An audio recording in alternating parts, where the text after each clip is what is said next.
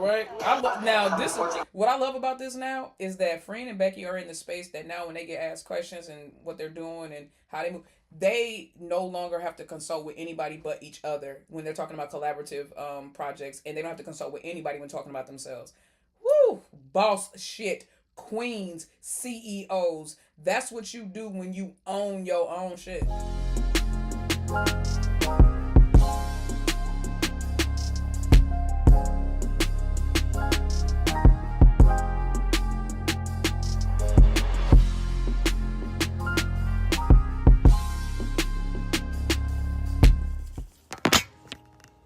What's up? What's up? What's up? What is up? Papo, come here. Come say hi. What's up? What's up? What's up? Say my people. Come say hi, Papa. Come here. Oh, it's good boy. Come here. Please don't make me. Please don't embarrass me. Bring your little ass over here. Do not embarrass me. My baby got a haircut, y'all. What's up, Shar? What's up, Paige? What's up? What's up, LM? What's up? What's up, Jackie? What is up? What's up, Senpai? Hello, everyone. How are you guys doing? How are you guys doing? What's up? Say hi, Papa. Say hi. Papo, say hi. Oh, say hi, Papo. Papo, quit licking me and say hi. Yeah. Oh, good you, boy, be. Okay, go play. I won't bother you, I promise. Go ahead. You're free to run around. My wife loves your little dog. Aww. Say thank you. Say thank you. He says thank you. What's up, Aaliyah? What's up? Sarah. Is it Sarah? Is it Sarah or Sahara? Sarah? What's up, Redhead? How you doing? Go poop if you have to poop. You just pooped, so what do you need, baby? What do you need, stinker butt? You already ate. What do you need? How are y'all doing? I hope you guys all had a very Merry Christmas. So here's what's happening. What I'm going to be doing is I am giving you guys one last TikTok for the year, one last Inner Circle for the year. We got one last Twitch live stream we doing, and I'm going to be hitting y'all back to back until, 2026. So, Powie, what's up? How are you doing? Yes, it's pronounced like Sarah, but spelled as Sarah. Okay, so Sarah. It's pronounced Sarah. Yo, what's your Twitch? The Unsolicited Truth. There's a link in my bio. There should be a link in the bio. Hold on, let me. So did everybody get what they wanted? What's up, Shima? Did everybody get what they wanted for Christmas? Did you guys get what you wanted for Christmas, or F your family because they don't know you? F your family because they don't know you.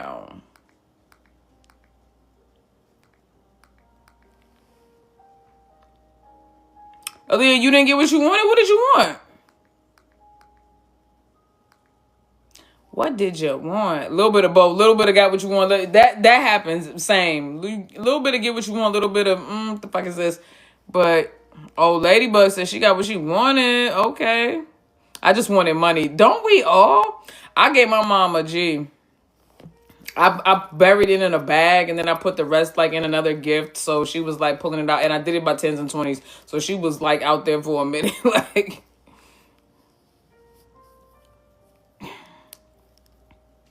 Free food, yay! Listen, what you doing? Excuse me, Papa. No, I gotta get him in obedience school. The way that he fucking ignores me is diabolical. It's actually diabolical. I be like, Papa, no. He be like.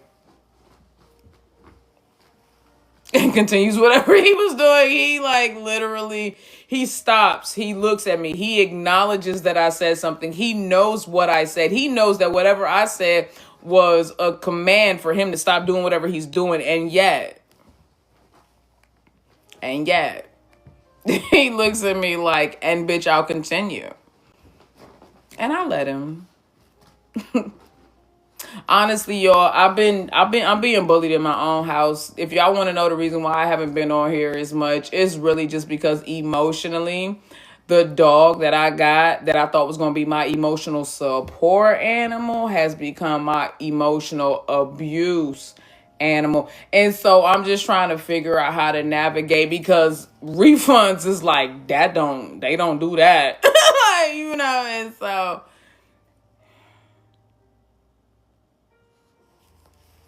see, the problem is he's cute, right? So like you see this, and this is how it always happens. He's cute, right?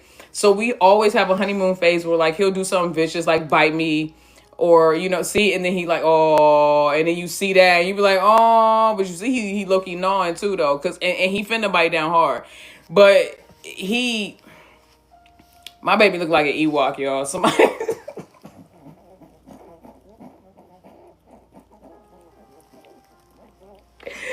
My baby look like stop trying to eat my hair, dude. What is the matter with you? We are Negroes. Listen, no. Stop it. Stop. Papo. Get yourself together. We are in the midst of company. Listen. Listen. Yo, hey, bro. My baby look like an Ewok. He do though. Okay, Papo, stop it. Stop it. Dude. Dude. Regulate yourself. Bro, this dude is. I have no control. He's got to go to obedience school, guys. I don't know what I'm doing. Listen, I always said this if I was a parent too. My kids would be bad as shit. Because the way I would let them do whatever, I don't have time. What? Huh? Yeah, go. Fuck, I don't give a shit. I always knew I was going to be that parent. Like, they would know I loved them with my whole entire soul and being. But, like, at the same time, just grow and be the fuck you. Like, I mean, you're your own human. They would have too much autonomy too soon. And Papa's the same. And my mom be like, oh, he's so spoiled. Listen. So here's the thing, right? Every time I go out, he's eating my hair. Stop. Every time I go out, I come home with either treats or a toy or both. Roughly spending anywhere between $40 to $100 every time I go out, and I leave him at home in the crate for more than an hour. But I feel bad. So I feel like if I come back with something, then he thinks being in the crate it's like, oh, okay, I was waiting on a treat. I was waiting on a toy. It's getting out of control. It's getting out of hand. Like, I've come home with toys like every single day, and now it's out of control.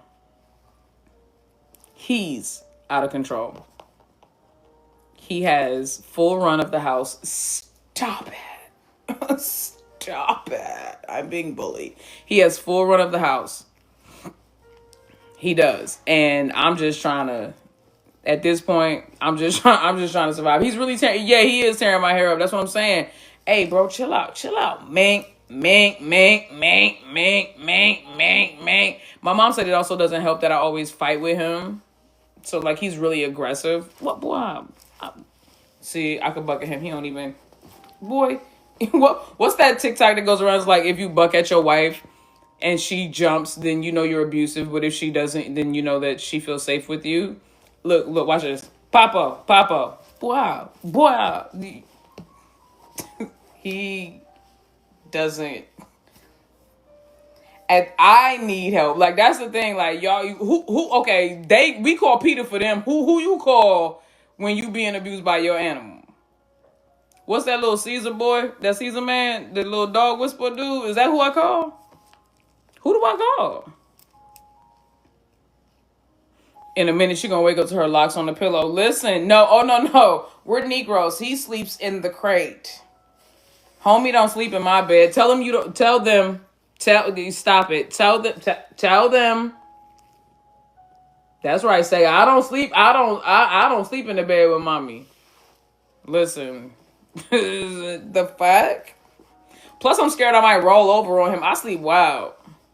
I'm afraid I might roll over on him. But also, like, no, I don't do that. He not finna have his doggy paws and doggy booty. His ass is out and raw. Like, it's, you know, his wee-wee might be covered up, but his ass is out and raw. He not finna be under my sheets after he just percolated his asshole and pooped and then get and crawl back in the bed with me. The way that some of y'all just love these animals too much. Y'all be loving these animals too much. Okay? I'm not finna do that. I'm not, he's not getting, and he's hypoallergenic. Homie, he don't shed. Like, he literally doesn't shed. But it's not about that. It's about his paws. It's about his tongue. It's about his freaking, you know, his asshole is out. And y'all just be like, that's cool. Like, y'all be all right with that. Is that my Jazzy? That's my Jazzy. Hi, mamas. That's my Jazzy. What's up, baby? I don't know.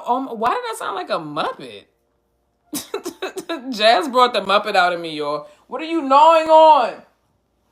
Dude. Papa, what are you doing? What are you eating? What are you doing? What's happening?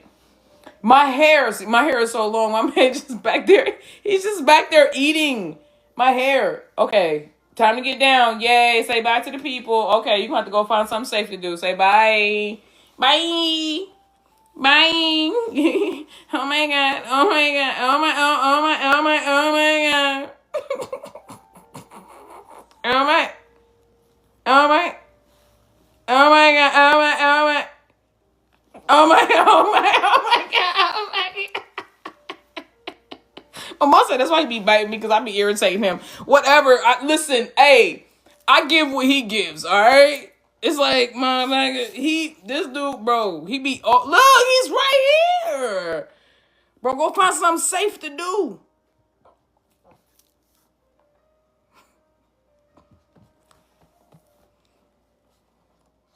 And then they tell me I pick him up too much. But he's always right here. And look, right back to eating my hair. All right, so anyway, oh my God, y'all, 2025 has been a year for our GLs. Have they not? Have they not? He's attached. Look, listen, he's something. I think he's autistic. You think he's attached? I think he's autistic. I think he's autistic. I do. No, seriously. I think, no. I asked, and nobody provided this information. I asked if dogs can be tested for autism, because he's on the spectrum every morning. Listen, no, shut up. Yes, he is. Yes, he is. Every morning. So when I come, after I make my bed and I come downstairs and I get him up, every morning, right after he eats breakfast, stop pulling on my hair. Oh my God, it's attached to my head, bruh. He tried to walk off with one of my locks. Anyway, every morning, once he's done eating breakfast, he goes in his playpen. He has like 18 toys that are squeaky, stuffy, bitey, whatever, you know, a combination of all the things. And he brings it into the living room as I'm editing, writing, doing whatever I'm doing, working. Okay. Yeah. And then he individually, he goes and gets every single one, and he does it in a particular order. Like, he goes and gets Elefante, and then he goes and he gets, you know, the bear, then he goes and he gets his dog, and then he goes and he gets whatever the little things is my mom got him that look like guinea pigs and muskrats at the same time. Thank you, baby. I appreciate that, Delusional Rabbits. Thank you, sweetheart. I appreciate that. So I just be like, what's wrong with him? There's gotta be a way that you can test. There's gotta be a way that you can test. There has to be. That you can test dogs if they got autism. Like, hold on, because he got, like, look at my baby. He got wild eyes too, though. Like, I'm scared. Look, no. See, look, oh my, oh my. Look at the people. Look, Papa, look at the people. Air gel. Look at the people. Show them. Oh my God, did you see it? Look. Oh my God, look, you see him? Y'all. Something in his eyes. And that's what I saw when I was FaceTime, and I was on live with y'all on YouTube, and I was FaceTiming the breeder. Shout out to Stephanie. And I was like, you know, he was exhibiting behavior that I didn't find attractive in what I wanted or needed in a dog. And I asked my family, and I asked y'all, and everybody was like, nah, go with him first, because, you know, he was the one you saw, and he attracted you in the eyes, and his love at first sight, and that's your dog. Y'all gonna come over here and babysit this little motherfucker? Are one of you guys going to come and babysit this little motherfucker? Because dude is bad. Listen, I can't tell you. So every week, and I mean this, and this is not an every week I have a vet scare, right? Couple weeks ago, my man did something I never seen in my life. I never seen a dog do this in my life. My man did the shit and sit, right? Okay. So I'm over here minding my business. I'm editing everything like that. My man over there, he over there. I hear him do a little whine, his little feet dancing around. Oh, he doing his little spin circle thing. So he finna poop. All right, cool. And then I hear him whining. He's like starting. He's like, ah! And then it starts to get like aggressive and like. And I go over there and I'm like, well, what you done did? I look back there and like, okay, let me see. Let me spec out the situation and see what's going on. I look back there, and he's got like a shit pancake pressed against his ass, basically forming a butt plug. And my pressed against his ass, basically forming a butt plug. And my going out. So I'm like, well, how in the world did this happen? And it's like my man legs must have buckled under the pressure of the poop, because it's like he was like mid poop, and then he lost his balance, and then he just like plopped back and then tried to get up, and then but now you got a plunger in your ass basically. You know what I'm saying? Like it's a whole lot. It's just, I'm not judging him, but at that point I was like, okay, well maybe he's remedial. And it's crazy too, because again, shout out to Stephanie the breeder. She was like, oh, he's one of the bigger ones in the litter. And I'm like, oh, okay, I ain't get to run, right? But maybe, even though he's like bigger in like body size, like brain wise, homie's functioning with like, you know, you know what I mean? But also like, I think maybe that's like the social, that's why I think he autistic, because he like super intelligent in some ways.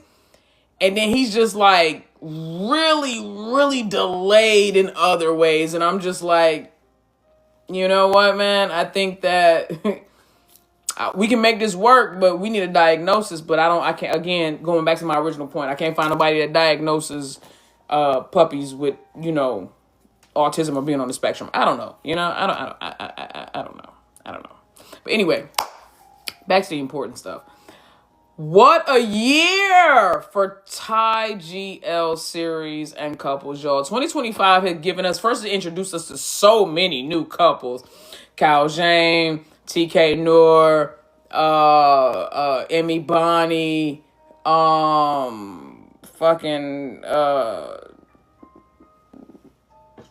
Lena Mew, you know, Shelly Pundao. Like we've been introduced to so many dope couples, and we just been able to like, hopefully, if y'all was doing what I was doing, just right, my bad, Gin and Juice. I can't forget Gin and Juice, aka Gin and Jay. Y'all know I call her Gin and Juice. I call them Gin and Juice. Thank you, Paige. We just got introduced to so many dope ass couples, and it's been such thank you, Delusional Rabbits. It's been such a blessing to like really just watch the Thai GO industry explode.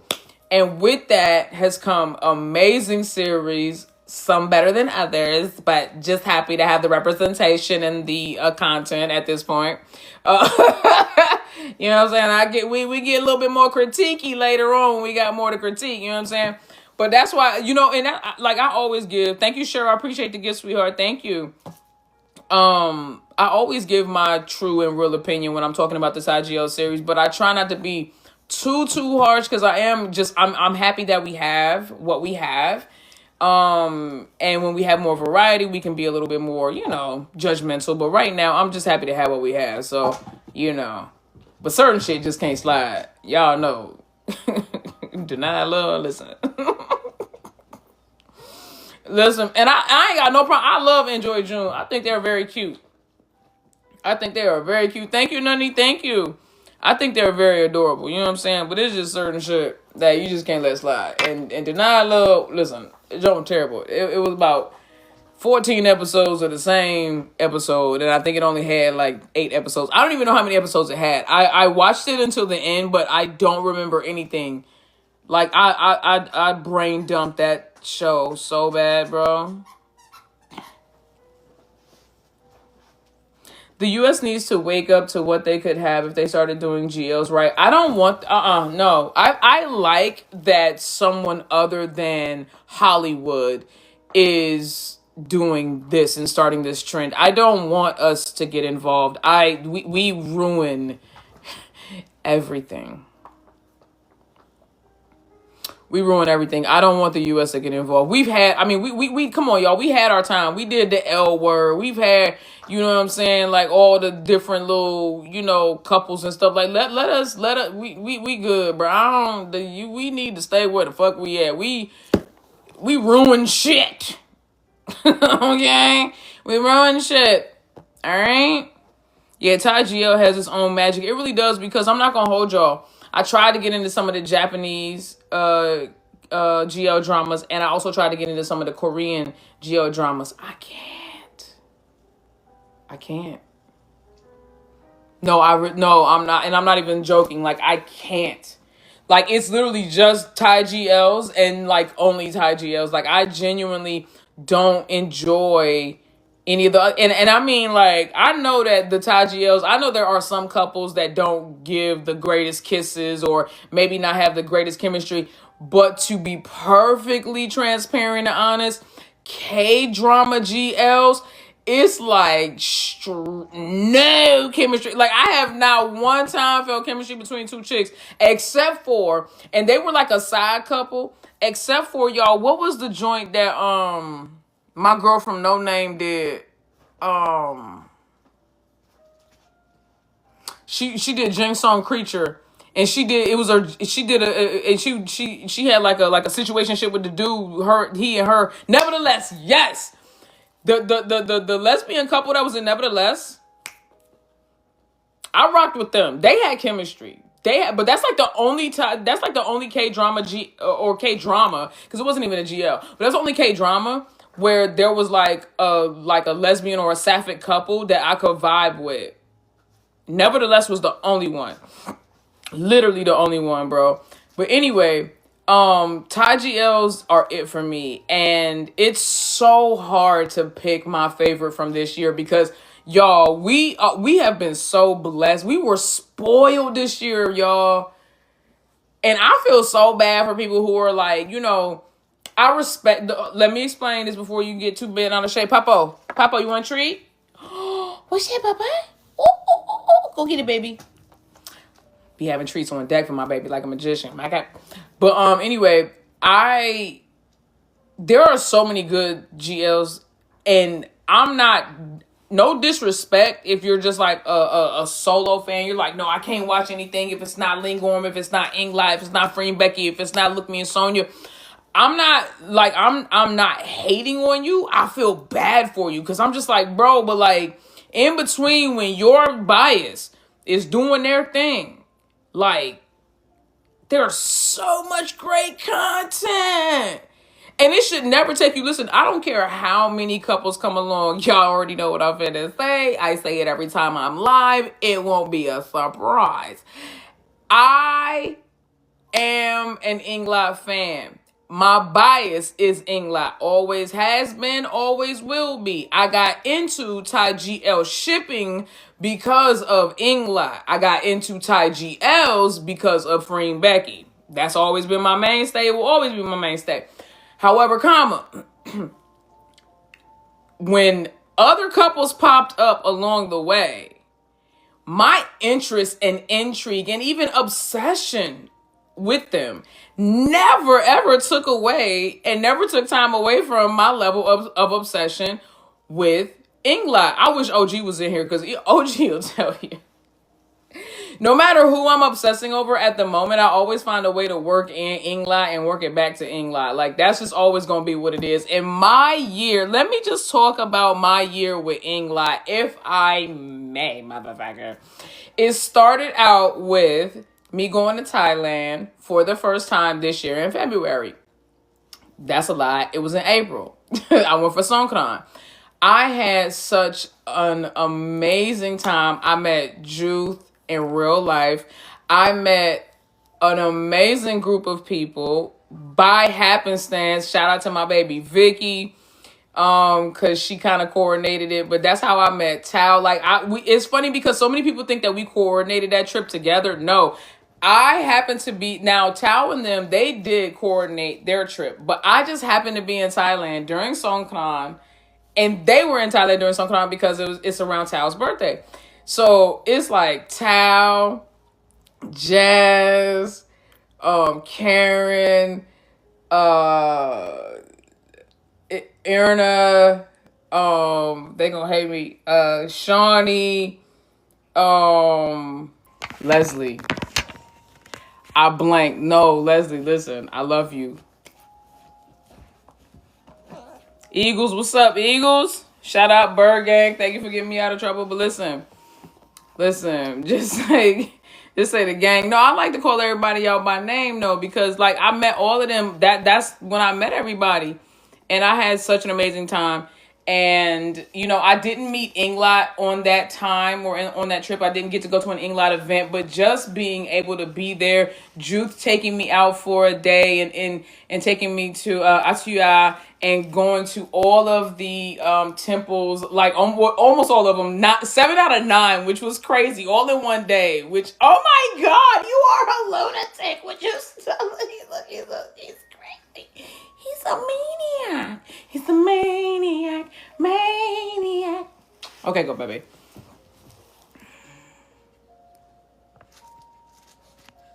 All right. But anyway, I had such an amazing time in Thailand. I got to experience Thai culture, Thai lesbian culture. I got to experience...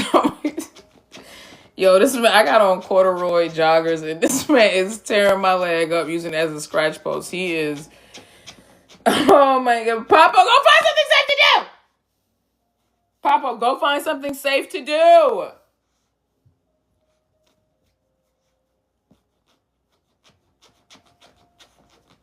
Do you hear it? Do you hear it?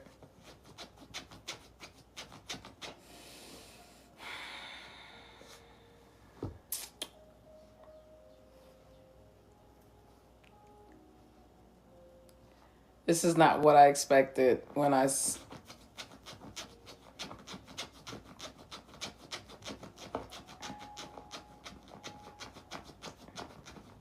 Guys, I need help. Who wants a puppy? Please. Who wants a puppy dog? Like, oh my God. If you don't stop it, if you wear a hole in mommy's favorite joggers, oh my God, you just get out of here. Mommy's going to put the baby in the pen. You're going to be crying in the background. Stop it.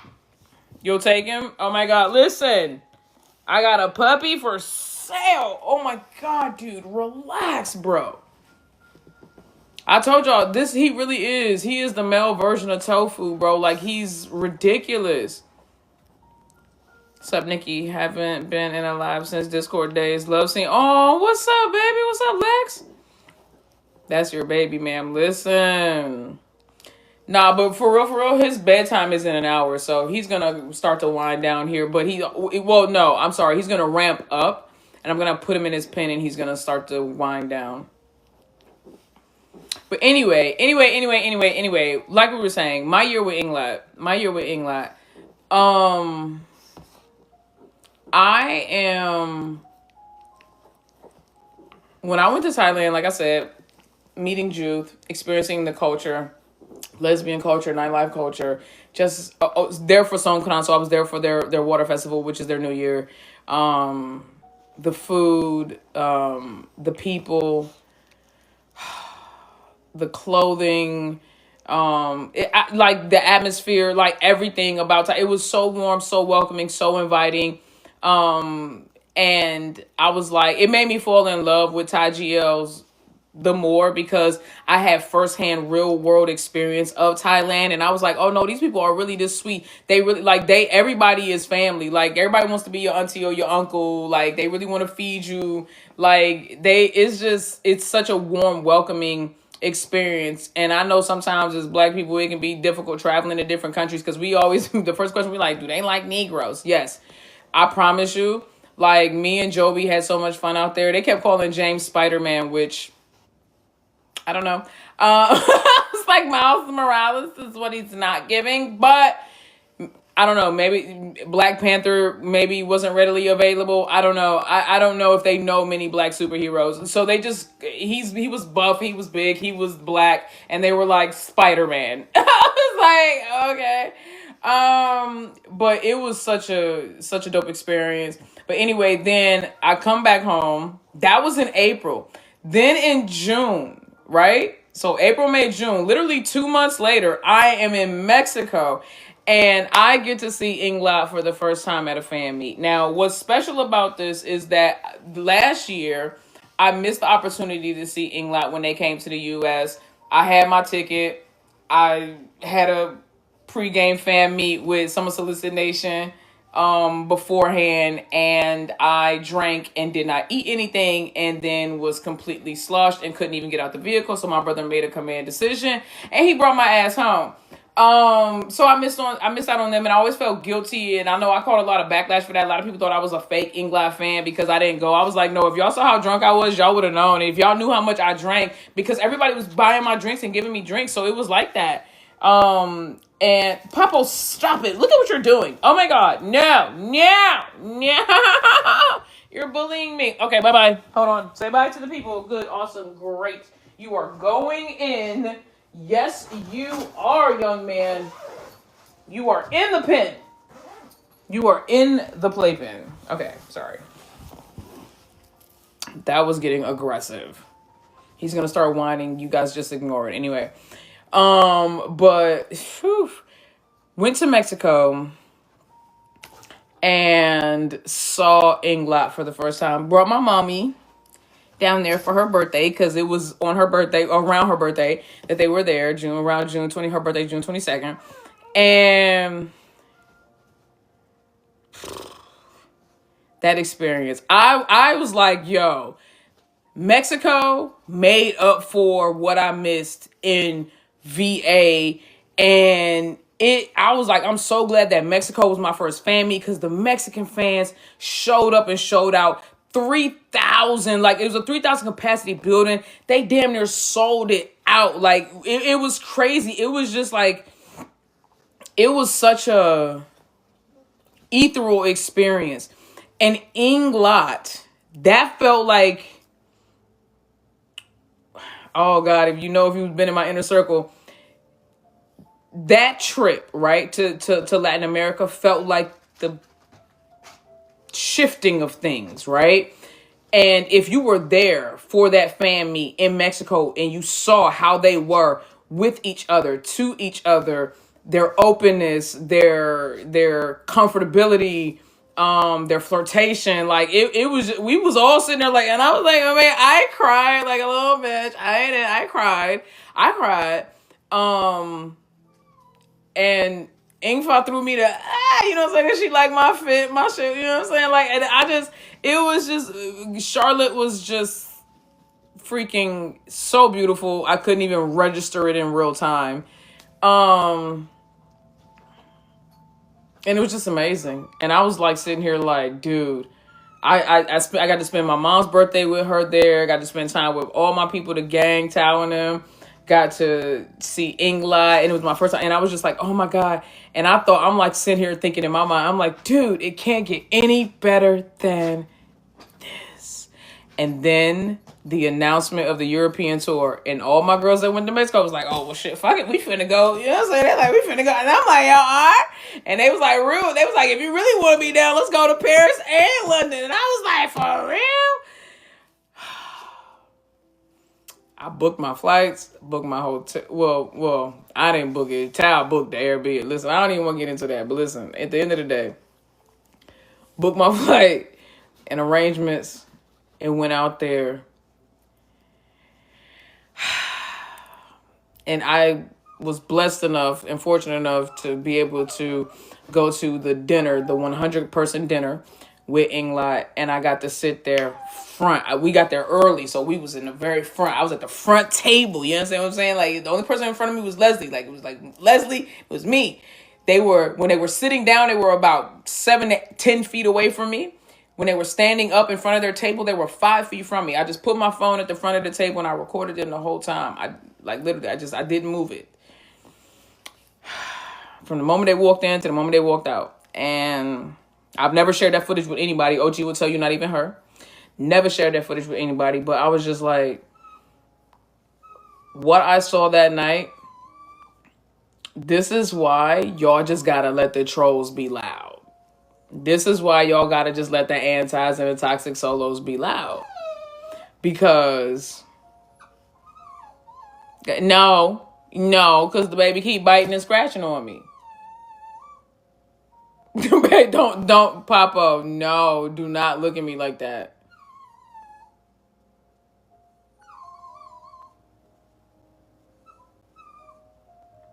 Ah, if you start scratching on mommy, you're going in the kitchen.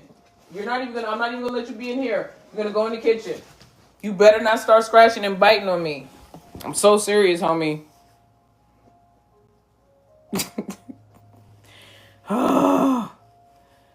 He's so spoiled. That's why you trying to get back in there?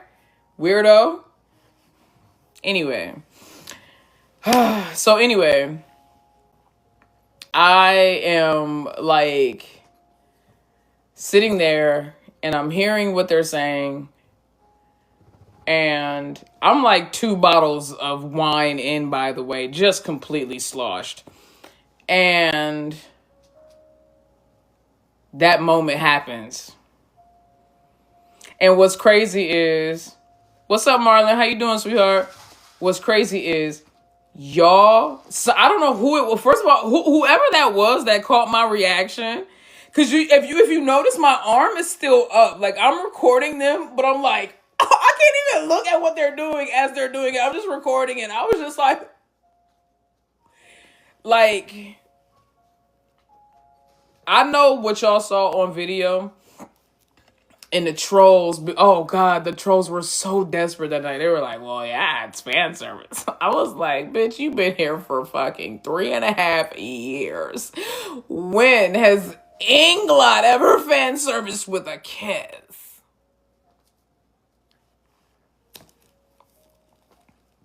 What's up, Sydney? How you doing,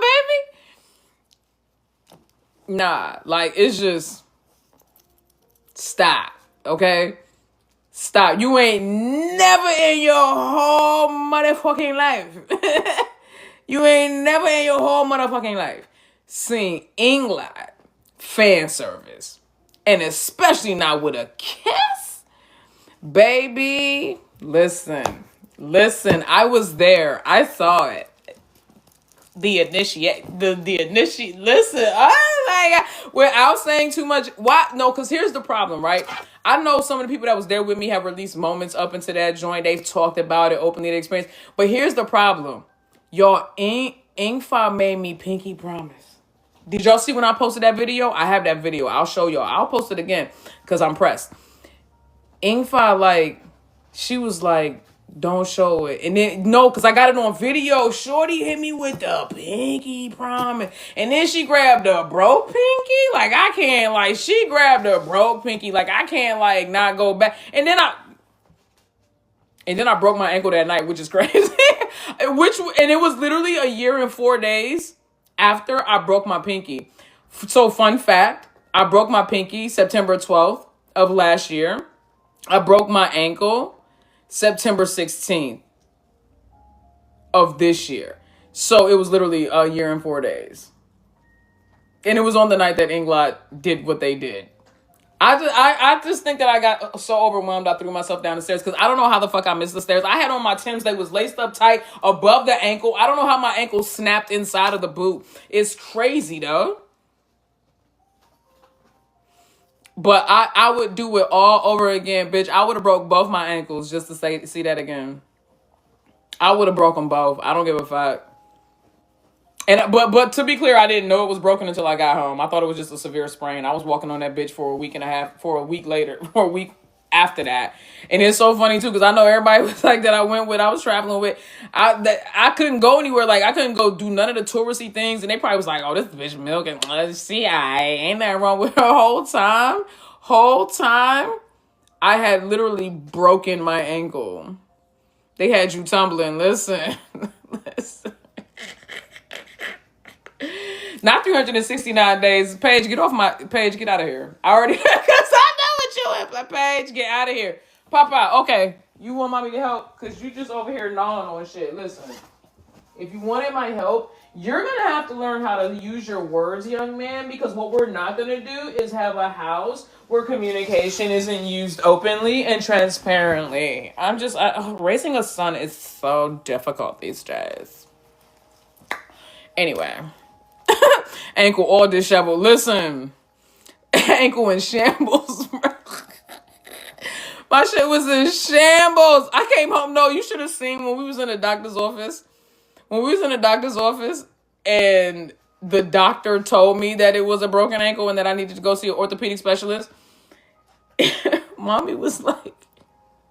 Because I told her what happened when it happened, when I was, overseas, and she was like, you need to come home. And I was like, well, that's not going to happen. I paid for these tickets. I said, I'm going to this show.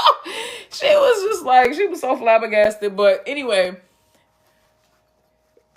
she just sat there. She was just like, she just did the deep mama side. I was like, listen. I'll post the pinky promise. It's already on my page. It's on my Twitter. But if you want me to post it, I'll post it. I'll post it on here. I'll post it on whatchamacallit, on Twitter. I'll repost it. But yeah, she was so flabbergasted and immediately got on the phone with my big brother, my little brother, and everybody else she could call and was like, you know what this girl did over there? Call herself seeing some English. Why English catch a straight over there? Call herself seeing some English. She done broke her ankle. And her shin messed up and she got a gash and she needs stitches. I was like, okay. I can speak for myself, thank you. But nah, she was blown. She told me how come every time you travel without me, you get injured, but every time you travel with me, you don't? And it's true though, because this year, when I went to Thailand, passed out, hit my head, had a mild concussion. Went to Mexico with her, no injuries, no hospital visits. Went to Paris and London, threw myself down some stairs, fractured my ankle, bruised, and I think fractured my shin, and got a gash in my leg that still hasn't healed 2 months later, which it doesn't have gangrene. But I also have no sensitivity in that spot. So, I mean, I should have had stitches, but it is what it is. The sensitivity will come back. They say that happens. They say that can happen. Once it's fully healed, I'm certain I'll get feeling back in that part of my shin. Y'all know, because I never got it casted. Just like my pinky, I never got it casted. I'm just out here living. I'm just out here living La Vida Loca. Bro, I'm dead ass out here living La Vida Loca, bro. Just out here living La Vida Loca, bro. I don't know what the fuck I be having going on. I'm not gonna hold you. Just be out here doing anything. But like I was saying, Roscoe said so loose. Listen. So loose, baby. Hold on. Why won't let me approve these joints? It wouldn't let me approve your comment, Rascal. That's crazy. There we go. Okay. Approve. All right, bet. Yeah. They do say they take after their owners. Listen, I was out this joint. I was out this joint getting effed up, but I would do it all over again if I got to see what I saw that night. Y'all don't understand. They were, oh my God, they were on one. They did so much. We saw so much. After that live got cut off, listen, y'all saw, listen, for the ones that was watching at home, y'all saw what they was like before the live went off. You saw that. That wasn't them playing. Like, you saw them progressively getting drunker and drunker because they weren't eating. And no disrespect to the French. Love y'all to death. Y'all are my brothers and my sisters. Love me some French people. I mean that. Mbappe is one of my favorite soccer players. Love him to death. However,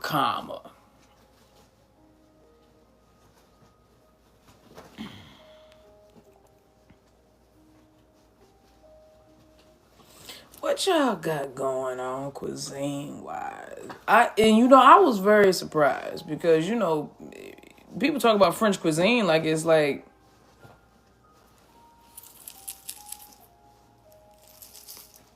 and now,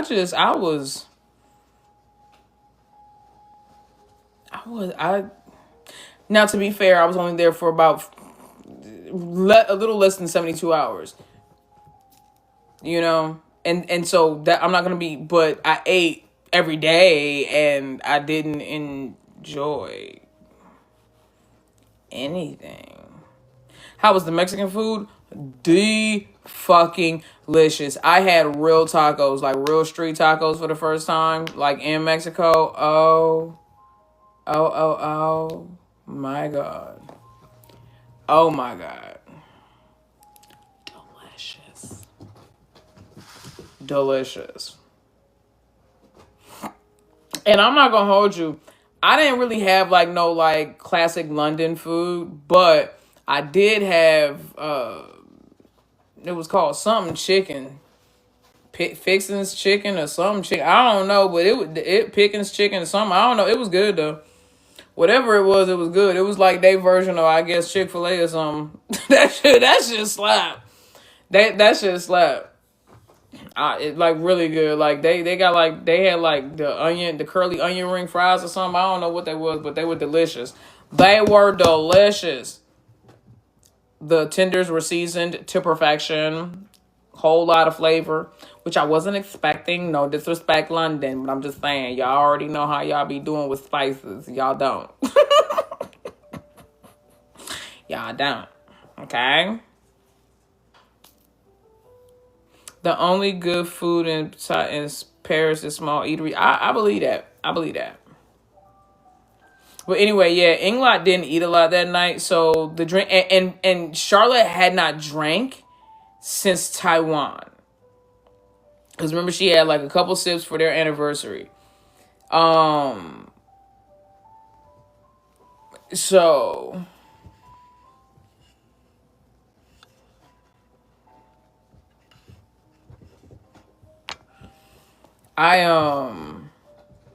Slim Chicken, that's what it was. It was called Slim Chicken. Yeah, Slim Chicken. That's what it was called, Slim Chicken. That shit slap. I'm not gonna hold you. That don't slap. But anyway, I don't even know what I was talking about, see?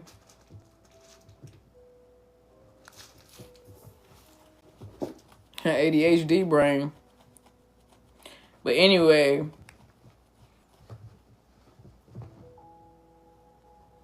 I'm working hard to travel the world, experience food, culture, and people just like you have. It's a beautiful thing. My goal is every year to go to 4 different countries, Thailand being a mainstay, meaning that one of those countries every year will be Thailand. So basically, I'll be going to 3 new countries every year and going to Thailand every year.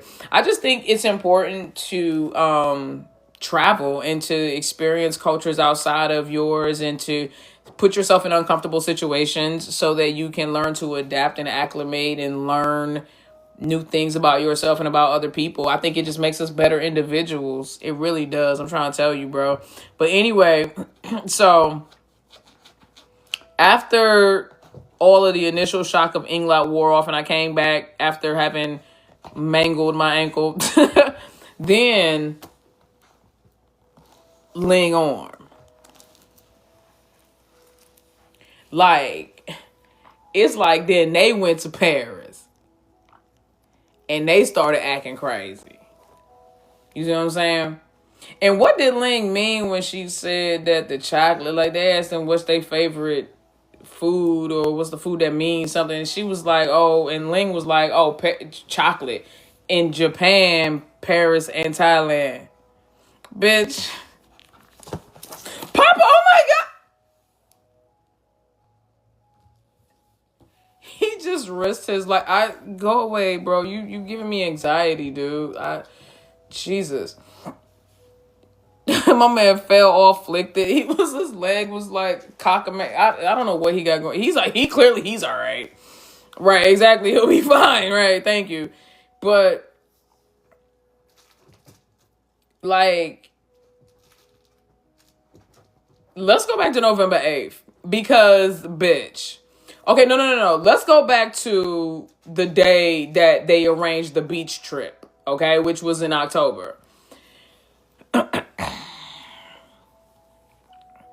There was a whole lot of speculation on why that little live happened because they was like, oh, it never happens. And the only reason why it happened is because such and such came and spoke and popped into so-and-so live and they doing damage control and rumor mill, toxic solo, troll, right?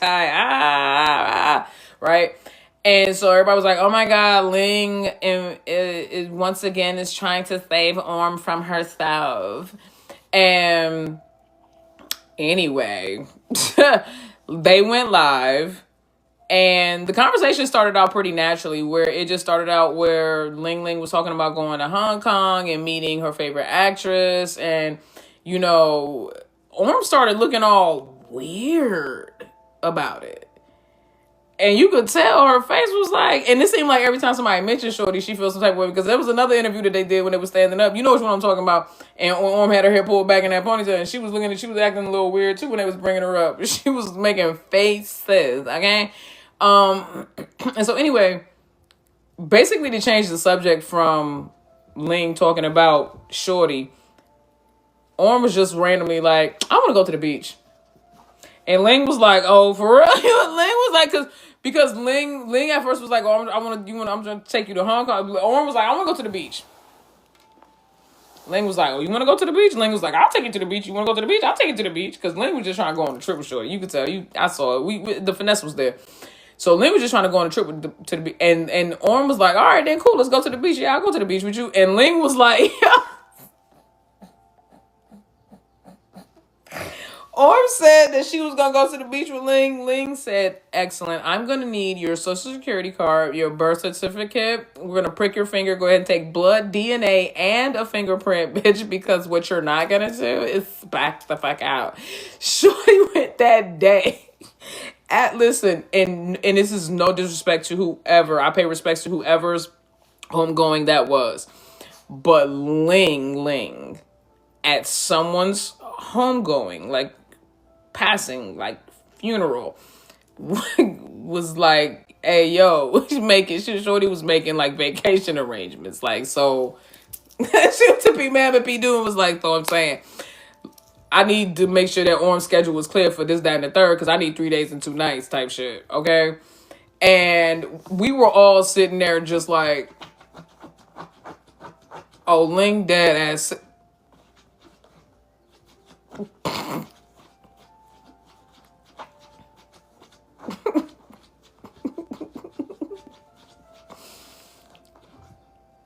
Papo, stop! That hurts! Oh my God, it hurts! I'm being abused. Papo, stop! Listen, like literally using me as a scratch pad. Chill out, homie. But anyway, Ling was about business, and every opportunity that she got, she made sure that Orm wouldn't back out. Every single opportunity. Shout out to the fans, because every single time the fans got an opportunity, they made sure that they asked Orm if she was gonna back out. Orm was like, "Nah, I'm gonna go." Like Orm was not, but Orm, yeah, no, Orm was kind of dilly dally in the beginning. Orm was like, "Nah, I'm gonna go." She was like, "How am I not go?" Like Orm was like, "I'm gonna go." But anyway, long story short, we thought it was going to happen in November because they were making plans for it to happen after the fan con. And so, let's, fast forward to the fan con, which was November 8th, right? So November 8th, they doing the fan con. They up there, they having fun, they ad-libbing, they doing all their things. They doing the scripted pieces, they doing the ad-libs and the improvisations. They're doing their songs, their entertainment, they're answering questions. The MC is having fun, the fans are having fun. And then comes the moment where Orm does something that she hasn't done in a while, where she walks over to Ling. She was like, "You know what? I was just thinking." And she walks over to Ling and she does the, no make me say, which is basically means like you have no rights, right? And immediately Ling was like, "Oh, nah, you ain't did that in a minute." She was like, "You ain't did that in a long time." She was like, "Because I have rights now." And I don't know because I'm not there. I didn't grow up there. And I don't speak Thai. I don't know if in lesbian Thailand slang, I have rights now means grab shorty, put her in your lap, wipe up sweat juices, rub it between your fingers, put your hand over shorty's crotch,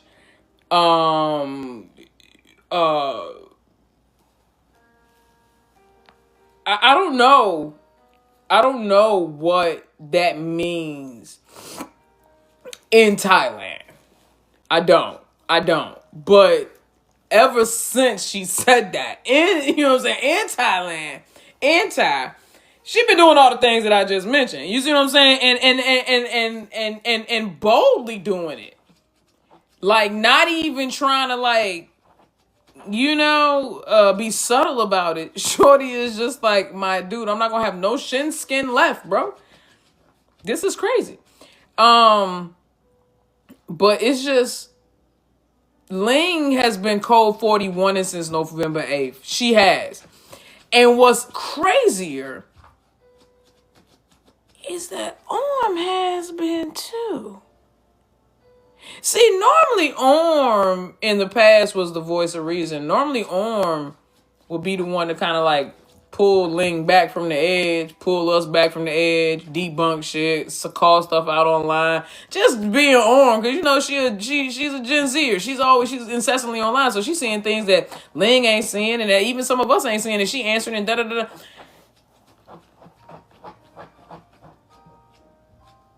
Why is Orm feeding into... Ouch, boy. Why is Orm feeding into it? You see what I'm saying?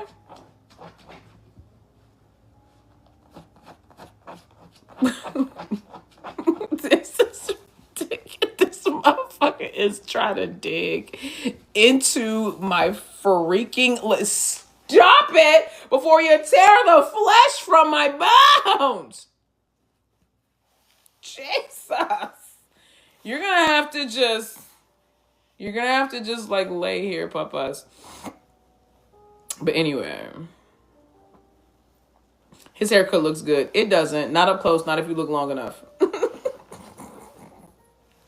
It doesn't. But it could have been worse, and that's what I care about. His hair is already kind of grown back a little bit, so it's not hard. It's kind of hard to tell, but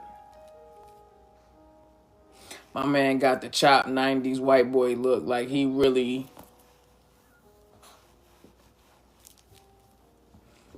It looks very unintentional, is what I'm trying to imply. His haircut looks very unintentional.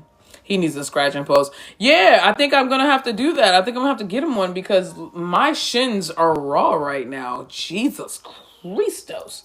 Dude, back the fuck up.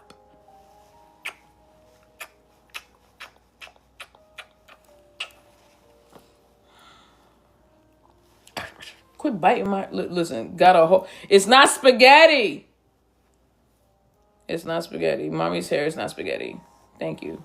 Back up.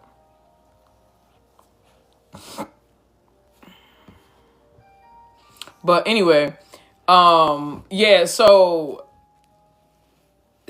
much has been going on with Ling and Orm.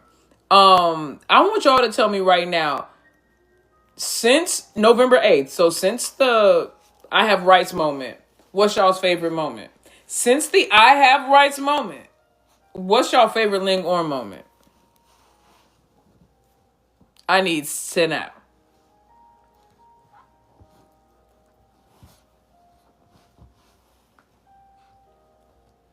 Boy, mommy going, all of them? Nah, bro, that don't count. And yo, I want specifics. I love the recent pajama party. Okay, so here's the thing. I have to do the pajama party. Wait, was Draw Her Fame before or after? I feel like Draw Her Fame was before.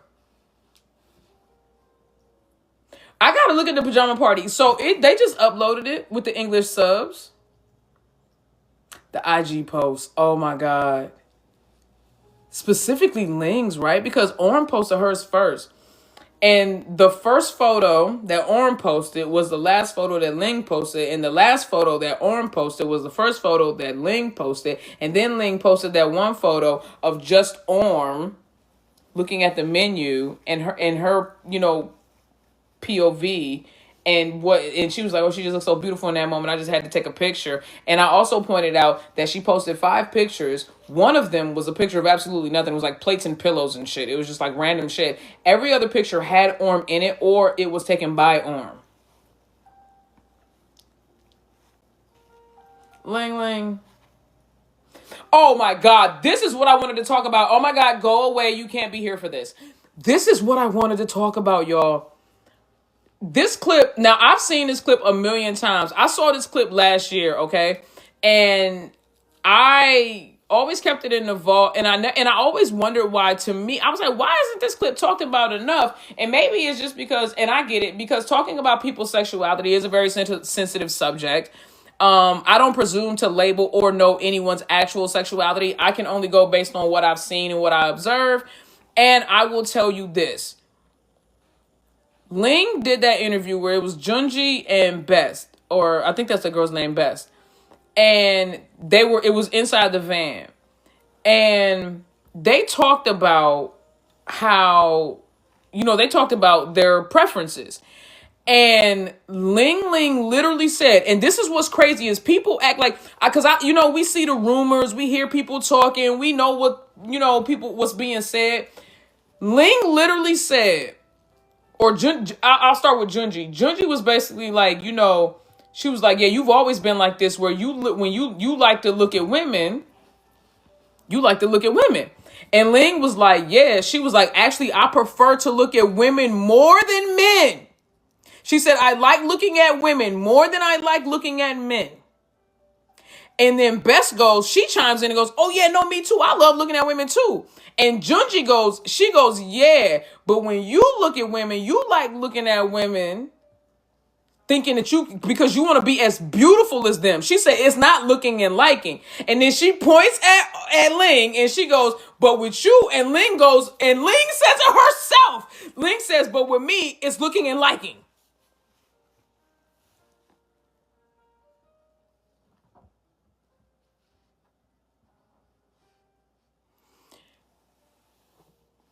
I don't know why this isn't the staple. And y'all know I don't believe in going back and forth with haters or trolls. I just don't do it. But if you are the type to engage with haters and trolls, if I was a Ling Orm fan, and specifically a Ling fan, the moment somebody tried to come with some kind of stupid ass dating rumor or say something, I would immediately post that video. Okay? Not to mention the interview she did in 2022. Or was a live. It was either a live or an interview she did in 2022. I think the interview came in 2022 when she described what is her type. And she described golden retriever. It was like August And she said that like August 22nd, 2022 or 2023. I think it was August 22nd, 2023. And then August 23rd, 2023, Orm posted in my golden retriever era. Bitch!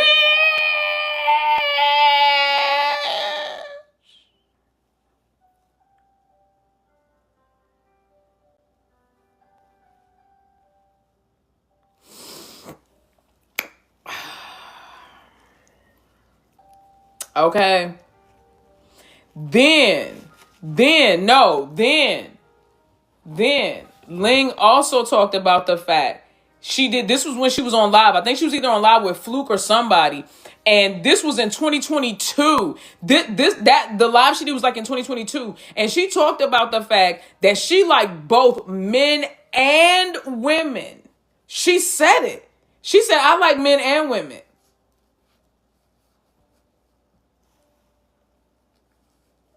She talked about as a child, I'm going to keep bringing this shit up. As a child, she talked about how she used to cry when her mother used to try to make her wear dresses.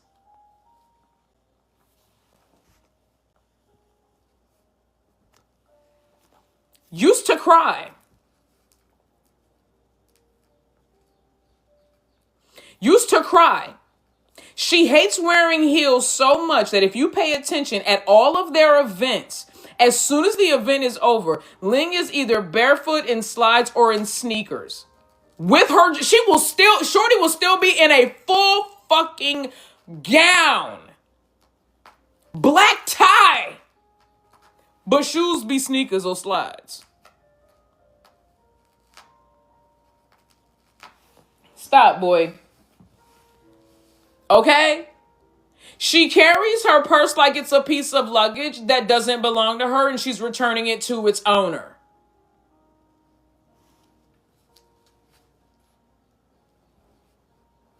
Go and watch it. Go look at the way Ling Ling carries her purse. Shorty carry that joint like it's a piece of luggage, like it's a duffel, like it's a gym bag. She carries her purse like it's a gym bag. Most women don't actually carry their purse in their hand. They carry it on their wrist, they carry it in the ditch of their elbow, or they carry it on their shoulder, or they carry it crossbody. Tell me I'm lying. Bitch, I've been a girl long enough to know. Even though I don't wear purses like that anymore, I still wear bags. And I watch how women wear bags. Very few women carry. That's some old Golden Girl Sophia type shit. Don't nobody carry their purse in their hand. The way Shorty shit sits. Man spray. And I have said this. I said Ling Ling. If it seems like when Ling Ling sits with her legs together, her knees together, she looks so uncomfortable. She looks like she's trying to sit like that. But when Shorty said Sports Day, Shorty was like, Orm walked by and did some kind of... Ling was like, oh yeah, you ready? Okay, let me get myself together.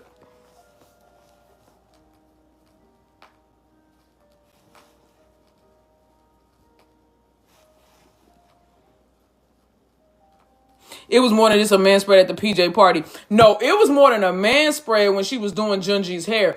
There is no, and I mean no physiological, biological, or any kind of logical reason why Shorty should have been sitting with her legs her left knee pointing east and her right knee pointing west. That was fucking diabolical.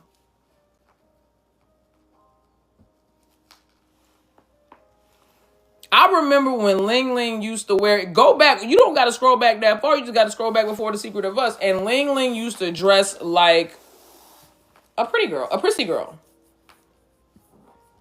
What's up, Melina? How are you doing, sweetheart? Shout out to Venezuela. She used to dress like a prissy girl. Now? First of all, who dressing her Orm? Because Orm always is like... that's not true. Orm also before The Secret of Us was a little bit more prissy, but she was already kind of starting to get into her baggy girl era. But boy, if you don't stop. But Ling Ling was like full femme girl. Now it's like, boy, look at what you done did. It's all wet. Ew,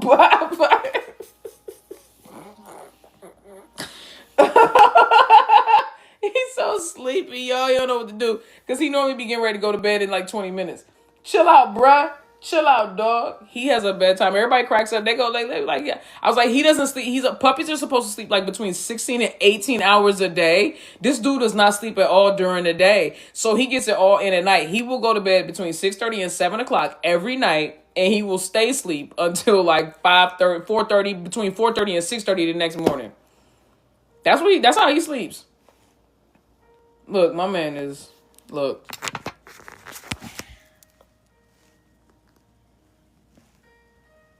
Yeah, he's ready to knock.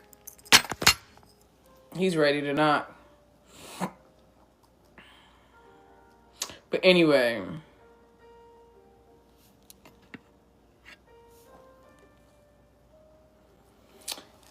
Ling and Orm, bruh. Bro, they walk like they packing. Like, listen, between Ling and Look Me, that L must stand for long dicks. Cause why they both no, Ling be sitting like her joint is gargantuan, dog. That don't make no sense. Ling sit like if she had one, that joint would be giving King Kong, King Kong. Like, that's ridiculous. Papa, stop, Papa. You need to go to sleep, little ninja. You need to go to sleep, baby.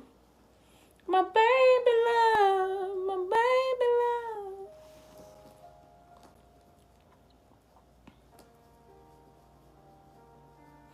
All right, now, who else do I want to talk about? Let me conclude with Ling Orm real quick. What's the name of the song you're playing in the background? I don't know. That's just some random video I pulled up on YouTube because Papa likes to listen to anti-anxiety music when he goes to sleep.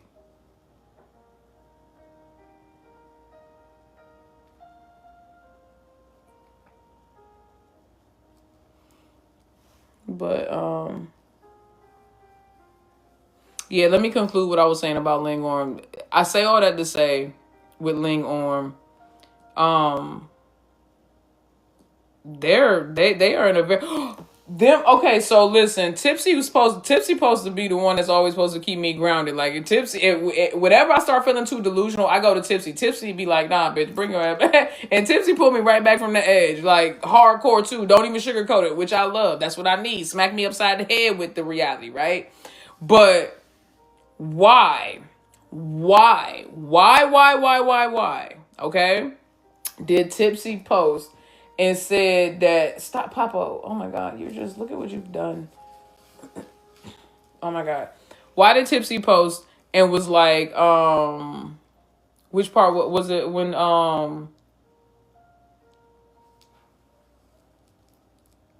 it was something to do, with the baskets.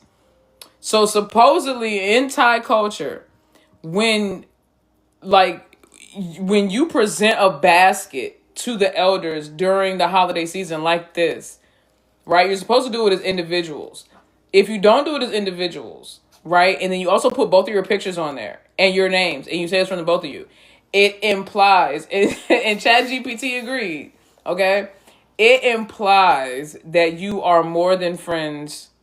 And if you're not blood family, then it implies you're lovers.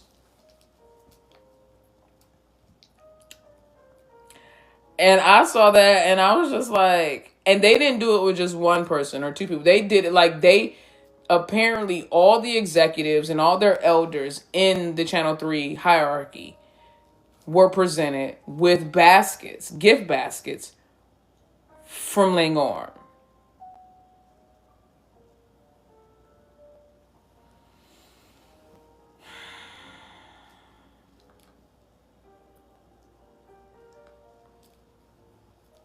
And the beach trip, bitch. What did y'all do? Where did y'all stay? What were the room arrangements? What were the room arrangements? The night that y'all got drunk and you fell and threw yourself into that bush, or what happened after that?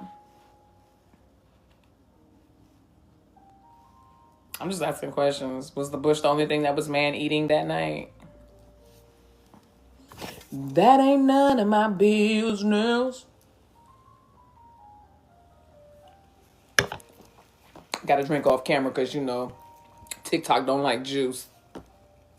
Listen, I got questions. My baby, I need to change my baby pamper, bro. You need to be able to go get your own pamper. You need to grow up. Mommy is tired of this. Been baby for 2 months. Mommy is tired of this. Go get your own pamper. Go get your pamper, Papa. Hold on, y'all. Let me go change this pamper. Hold on.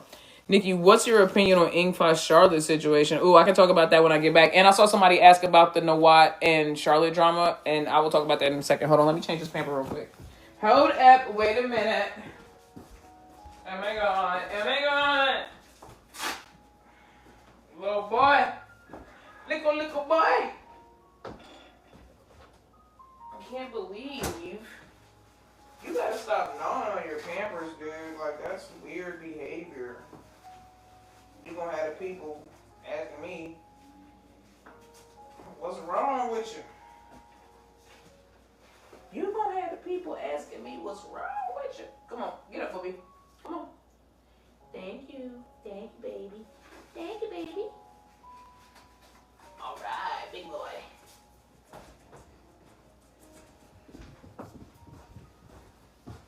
Big boy.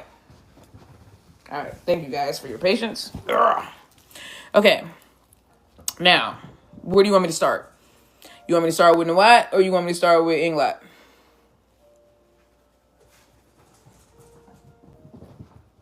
Because I talked about this on my YouTube, by the way. I talked about...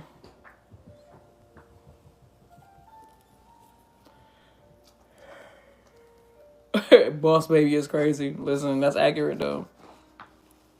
But don't disrespect the babies like that.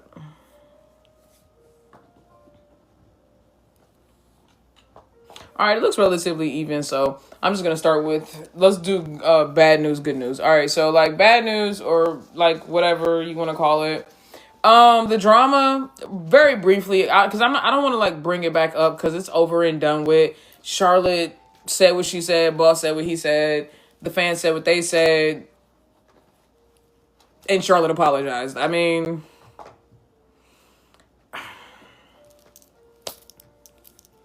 All we can do these are the only thoughts I'll give, right? Because I don't want to rehash the bullshit. I don't need to say again what he said to her. And bring the disrespect back or anything like that. All I will say is we as her supporters and her fans just need to continue to support her decisions. And even if we don't necessarily agree with or align with them, if she is happy and she is making her own choices, and we are her supporters and we are her fans, then we need to just uplift her, undergird her, continue to edify and encourage her, and, let her know that no matter what, we will be here for her. Now, one part that I did hear was that they were threatening her, that they were going to release some footage or release something that could ruin her and she wouldn't be able to work and time. Listen.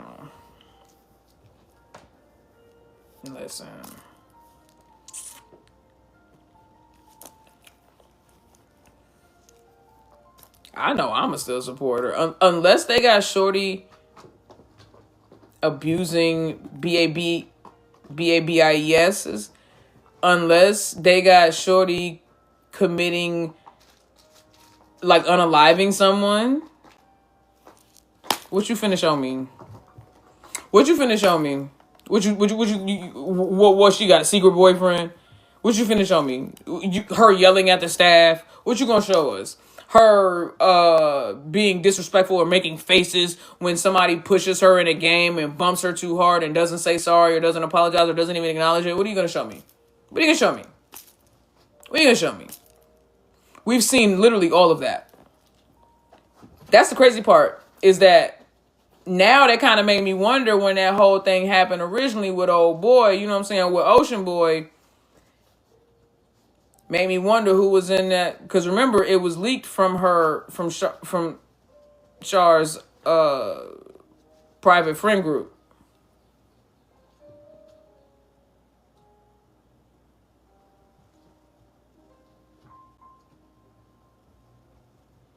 And I always thought about that. I was like, at that time, I know the Inglot brand was kind of shaky. It was right before the Woody situation. They may not have known what the future of the brand or the partnership was going to be. And I feel like they kind of, you know what I'm saying? Like, you know what I mean? It didn't break her, though. Yeah, I saw that part when he said he didn't know where she lived, so he wanted fans to go find out. Listen, if Shorty... First of all, I remember that somebody had found out where Charlotte lived because she was getting work done on her house or something like that. If she felt like she wasn't safe, I would have moved too. Charlotte has been stalked and followed home so many times. And here's my thing.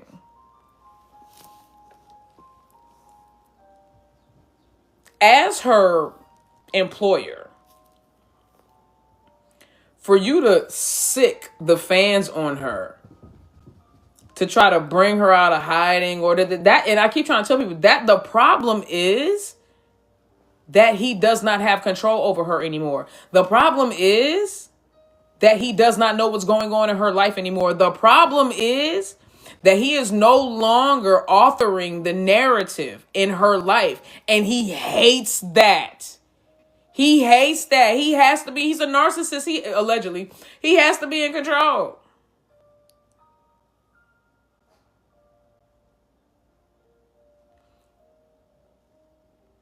And Jazz said he need 5 minutes with you. That's what, but listen, but we all know that's what it is. Listen to what he's saying. I don't know what she got going on. I don't know where she's at. But you heard, bro, if my boss called up, my friend was like, I don't know where Nikki at. Do you know how weird that sounds? Like it's like he doesn't, the environment of that company is so toxic, they don't even realize their overreach. No other company, I don't care if it's in entertainment or in corporate America or just in retail or something. No other company, your boss is not calling you at home like what you doing, where you at, who you with, where do you live, who you go with.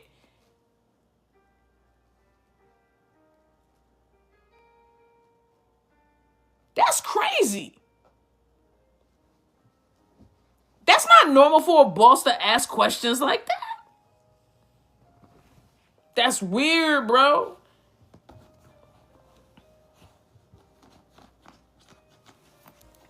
What'd you say, Jazz? Jazz says he wants to control her so bad, and I'm positive this all started because she refused to renew. That's what we all believe. I mean, if you pay attention to the timeline, it does seem like his beef with her started around the beginning to the beginning to second quarter of this year, and it does seem like he has been pressing her. It started out like it started out with them as seemingly trying to like throw a lot of jobs at her again.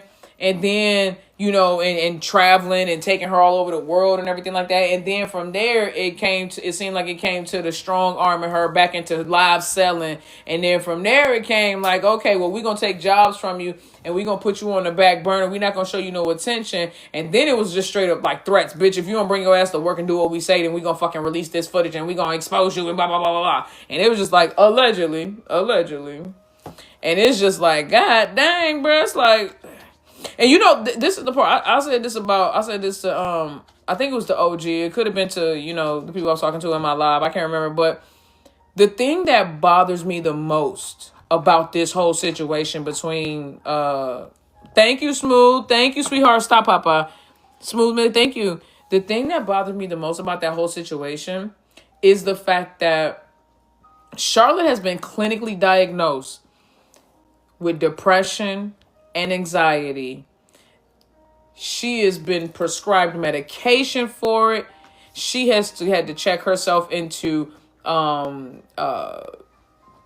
mental health facilities for it. We have seen her in the midst of a full panic attack. One of her biggest triggers has always been the internet and criticism and harassment and bullying that she received from the internet. And this man saw fit to not only provoke and incite, but to encourage and recruit people on the internet who they know are soulless and really want to see this girl hurt herself or worse.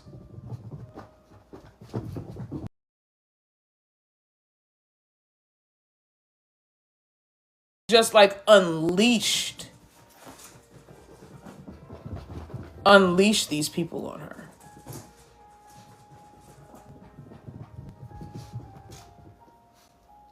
What does Fa say about it? Fa said exactly what Fa was supposed to say, being as Charlotte's partner, Nawat's underling, and also the manager, talent manager of the company. You know, she has so many different roles that she plays, not just personally, but professionally, between Nawat and Charlotte.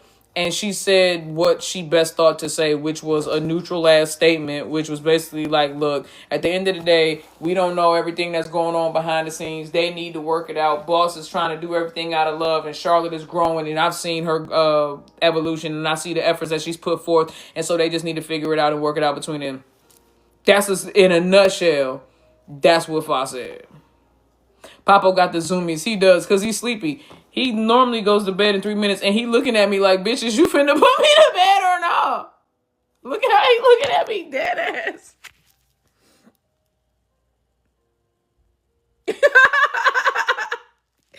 Bro, he dead ass looking at me like, is you finna put me to bed or not? You over there giggling and talking to people and shit. My man really looking at me like, am I going to bed or no? What the fuck is happening? Hey, Papa must be tucked in. He's still standing there like, I'm so serious.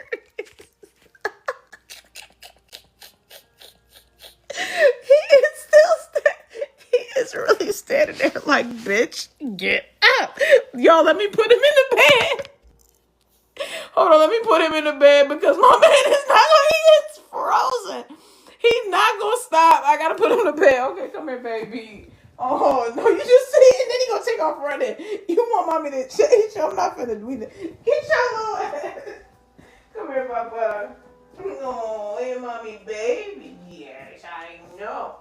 And some kisses. You got the fresh diaper. Give me a kiss. I love you. Love you, Papa. Night, night. Good night, my son.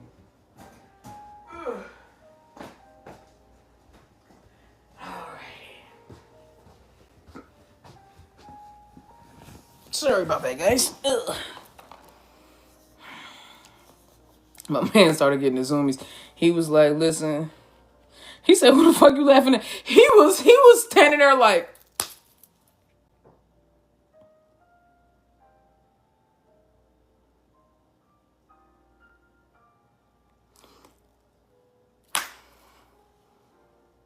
like my man was not finna move till I moved. He was like, listen. He was like, get your ass. Ah! Listen. My man said, get your ass up. Yes, sir.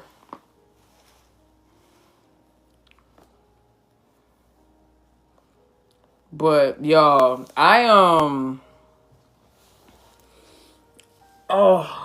he said, I know you see me standing here waiting. Listen, Papa was like, you fucking up my routine, mama. I know. I was trying to keep him up because I know I'm going to be loud and I'm going to be talking. And I was like, I knew I was going to be up for a while. So I was like, let me keep him up.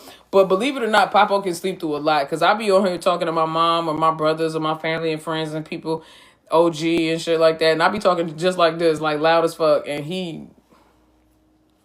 you see, he went right in that crate. He ain't crying. He went right up in that motherfucker. He probably already sleep. He is. I got him. The good thing about it is I got him on a schedule. And the best thing about it is he is not afraid of his crate. If he was already in his pen, he would have walked himself into his crate already. That's probably why he was looking at me. He was like, "Bitch, either put me in the pen or put me in the crate. But you need to get up and do something. Like, be a parent. Be a parent. Be a fucking parent."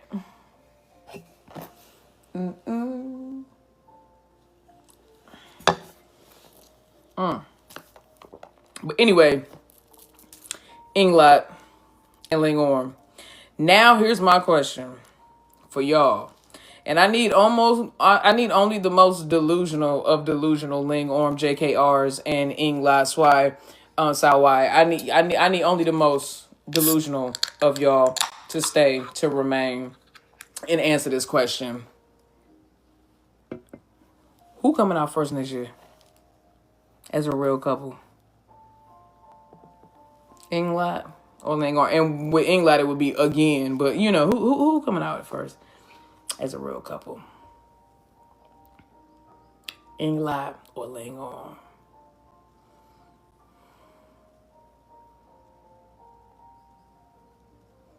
And see, Lingorm got that Nautica Yaya pressure on them, right?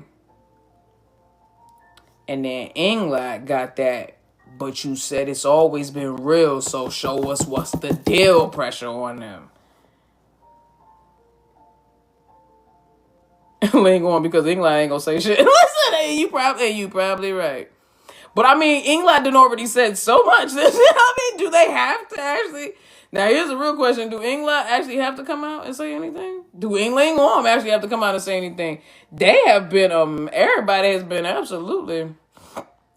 Now, what's really crazy is that Look Me and Sonya actually told us they was a real couple. They told us at that event. No, yes, they did. Shut up. When they had them pink dresses on. They said they are real. They said they have real feelings, like a real couple with real feelings. They go together. They are together every day. They are real. They said, and we looked at them like. Anyway, what y'all want from the store?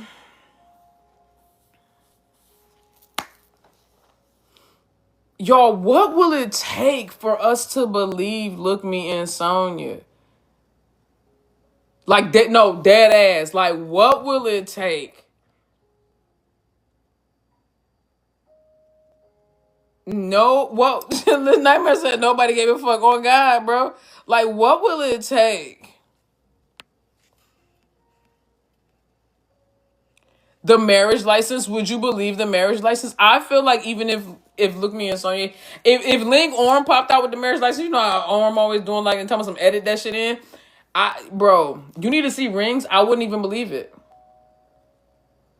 I would need to see the full wedding video, followed by the signature of the magistrate who licensed the wedding, followed by the signature of the priest or the officiator of the ceremony, followed by the witness, whoever signed the marriage certificate, followed by all their family standing side by side in the same picture frames, and that shit need to go through AI software editing verification. And to be perfectly honest, I need to see at least the beginning of the IVF journey. Like they need to start a YouTube channel with the beginning of the IVF channel. Speaking of which, and I'm gonna come back to Look Me and Sonya, but bitch, what about the fact that they got a Lingorm official couples Twitter page? When did they start doing that with couples?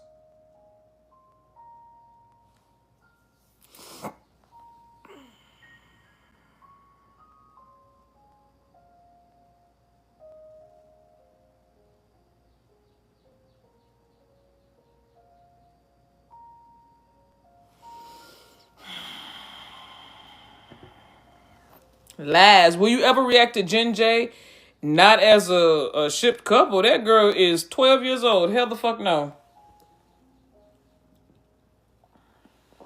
I have a niece that's literally a year and some change younger than her. Hell no. What I look like? Hell no. I'm sorry, bro. I can't do it. I can't do it. Shorty's like 12, bro. Like, I just can't do it.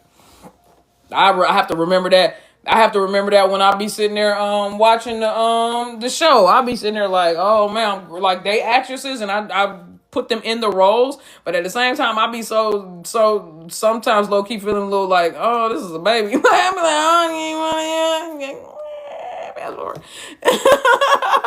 want She'll be 20 in mid-February. That's still too young for me. I think they are adorable and have great chemistry. but I am not going anywhere near shipping them. How about them birds? Gang, gang, what you talking about? Philly shit. Okay, I'm sorry. Speaking of IVF, throwback to one of your old couples. Did you see Lauren and Steph having another baby? I did. I'm so happy for them. And I told y'all that bullshit they was doing was fake. They was just trying to get their views up. Shout out to them, though. I'm not mad at it. But I knew. I had been following Steph, Lauren and Steph for so long. When that whole little they did that whole little thing, I was like, bro, I don't believe it. Because I know how much they love each other. And they've been through so much, like, I was like, who the fuck and what the fuck could have actually broke them up at this point? I'm not saying that they've never taken breaks or anything like that and that they've never had, like, serious time apart. But I'm just saying, like, they also are not the type to bring it to the internet. One thing, they always have respected their relationship. And that's why it's lasted so long, is because they're not the type to run to the internet and throw shit and shade. And so that's why when they did it, I was like, I know my babies. That's not how they move. That's not how they move. And I'm so happy that they did their thing, you know, and they are fully family, married with another baby on the way. I hope they have a little boy so they can have one each. One IVF journey I'm waiting for is easier, Natalie. Listen, you talking about getting me back into the reaction zone. The moment they start that IVF journey, you already know I'm locked in on every video. I don't give a fuck how long it is, how drawn out it is. I'm locked in. Y'all already know. And the wedding, which should be coming soon. I mean, they are engaged. The wedding joint should be happening soon. Like, come on, bro. Neezy Gang in the building. Shout out to my babies. Forever Neezy Gang. Forever Neezy Gang. Because Neezy Gang held me down before everybody and through everybody. And to this day, on my Deontay Wilder, to this day, Neezy Gang is still gang, gang, gang. Love y'all for real. Emmy and Bonnie have been on a whole other level.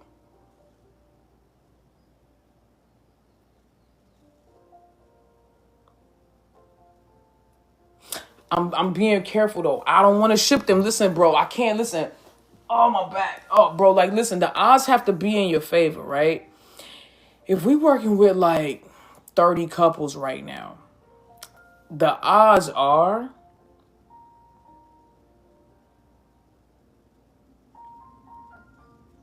one in 4 or 5 of them are actually sapphic, like as individuals. And 1 to none of them are actually in a relationship with each other. So that's the statistics we're working with right now. I can't be sitting there like, oh, Emmy, Bonnie, like they just. But you know what would be really refreshing?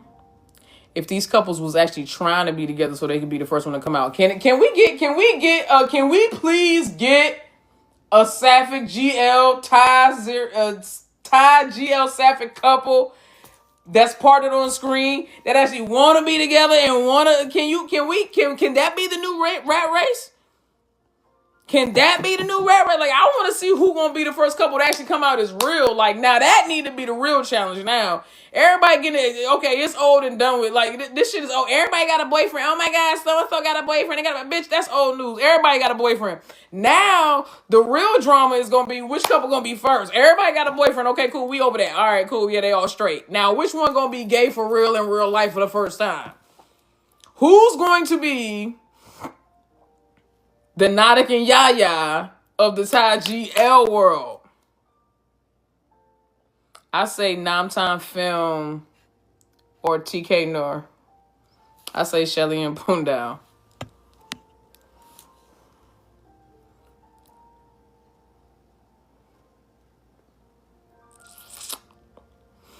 That's fair. Y'all entitled. England don't count. England don't count. England has already been in a relationship several times over. England don't count. Freeing Becky. Freeing Becky free. They free to do whatever they want to do at this point. So you know what? Listen. I am excited to see, and I said this in my live, I'm excited to see what kind of content Free and Becky gonna give us now that they are not being held back.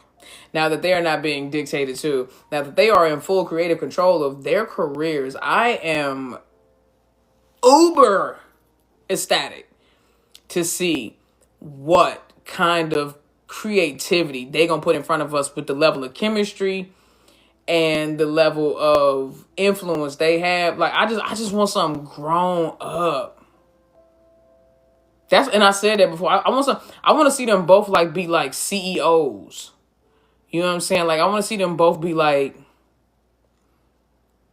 make Becky a lawyer and make Freen a cop or something, or Freen a judge or something. Like I don't know. I just want to see some. I want to see them be grown. Like I want to see them in some Law and Order SVU shit. Like I want to see them do some grown up shit. I want to see them do something like Petrichor or something. I feel like Cranium was like leaning towards that with a little bit more of a sci-fi edge, which I'm cool for. I like that. I do the sci-fi too, but hopefully they keep it going with that. Yeah, they say now, yeah, Becky the seducer. Now and I'll react to that tomorrow on my Twitch live stream. But supposedly, Freen said Becky a true top or something like that. I don't even tell me. I'm gonna be reacting to it tomorrow, but I seen something that say something like that. That at the end of the day, I've been telling y'all it's Beck Freen for as long as I can remember. I've been telling y'all it's Beck Freen. If you've been here since the beginning of when I was reacting to Becky and Freen in 2023. I've been telling y'all, I'm Team Beck Freen. I told y'all who the real cat and mouse was. I told y'all who Tom and Jerry were. I told y'all. Remember when I did that whole breakdown? I told y'all. I have been consistent. Thank you with the Beck Freen for real. Thank you. Everybody know that. Everybody know that. Beck Freen truthers rise up. Listen, we been here. We've been trying to tell y'all. And Freen finally admitted it. That's why she started getting tight when y'all started being like, Daddy. She was like, no, I don't want to be handsome. Freen don't want to be handsome. Becky do, though. Becky do, though. Becky do, though. And I keep trying to tell y'all, that was the difference. Not that I did not love the dynamic of Coon Sam and Mom, because that's how Freen and Becky were introduced to us. So I know why so many of us was like team top Freen, bottom Becky. But you know what I saw in that? Remember I told y'all. What I saw was, while I love Gap's love scenes, if y'all go back and watch my reactions to the love scenes, what always got me hyped? When Becky took control. Remember the piano? Remember the piano on the couch? I told y'all, I said, I love that. Episode 9 is my shit, because Becky was in control. Becky was running the show. I told y'all. The pool scene, all of it. I told y'all. I said Becky was in control. The loyal pin, the reason why the loyal pin works is because it was top Becky. That's their dynamic. Even though Freen is older in real life, their dynamic is Freen as the sub and Becky as the dom. When they put that on screen, ooh. And I think because it just fits their personalities in real life better, right? So it's more natural to probably like how they are in real life. That's the thing. See, Freen is a natural caretaker, but that doesn't mean that she wants to be in control. And see, y'all got to understand the difference. Just because somebody wants to take care of somebody doesn't mean they want to be in control. Freen likes to take care. Becky likes to be in control. That's the difference. And it actually complements each other very well. I'm trying to tell you, this is why the loyal pin and Anin was on one. This is why the Gap have 3 love scenes. And this is why the loyal pin had 14 love scenes in 16 episodes. They were getting it the fucking because Anin was in control. AKA Becky. I didn't write it. Becky did her Thug Thistle. Oh my God. I can't wait. Now I'm interested because even though she's playing a princess, right? In 4 Elements. And Freen is playing the security guard cop, right? The Secret Service person.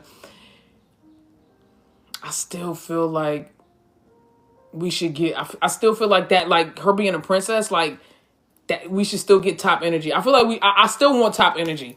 I need top energy because what I want is I want kind of like the Isla Tawan dynamic where even though we know Tawan is like the bodyguard and the butch and can do it, it's like but Isla was really in control because she's the VIP and so I'm kind of hoping we kind of get like that. So I want to see Becky boss her around a little bit, like no, lay down, take your clothes off. Now it don't have to be it don't have to be those commands, but like I just would like what I'm saying if that could happen, and that and they're not under Idol Factory no more, so I don't know. I don't know if that's gonna change the direction of the filming and whatnot, or what they can and cannot do. I don't know.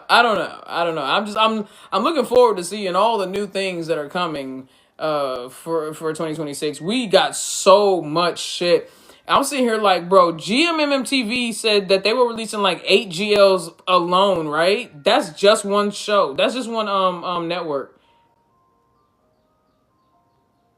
This is about to be. We got P5's new series. Shout out, Zara. We got P5's new series to look forward to. We got 4 Elements, which is technically 4 series to look out for. We got Look Me and Sonya new series. We got Ling and Orm's new series. Bitch, did Cal Jane? I think Cal Jane signed up for another series too. And my babies from North Star, Gin and Juice.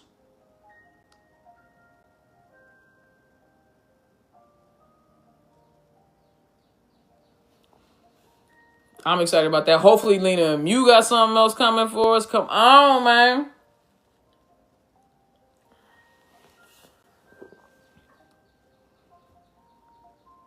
Yes, but Cal said they have to wait for Jane to be done. Yeah, because Jane is also hosting that reality love series. It's kind of like Love Island, but like Thai. Do Faye May got a new series coming out? Now, oh man, now this got me. Okay, so I know that Freen and Becky were able to get away from Idol Factory, but now, bro, is Faye and May getting paid? Cause that's fucked up if they not paying my babies, bro. Y'all know Faye and May got a little special place in my heart because they couldn't kiss and now they doing better and shit. So I like the way that they took the criticism and they improved and they just, you know what I'm saying? They gave us a good ass, bro. Somewhere, somehow, is one of my favorite series this year. I know it's overlooked by a lot of people. Y'all didn't care for it, but I love me a good rom-com. And they bodied that best rom-com this year. If you can consider any of these other ones rom-coms, I don't know, but if there was a category, that's definitely the best one for me.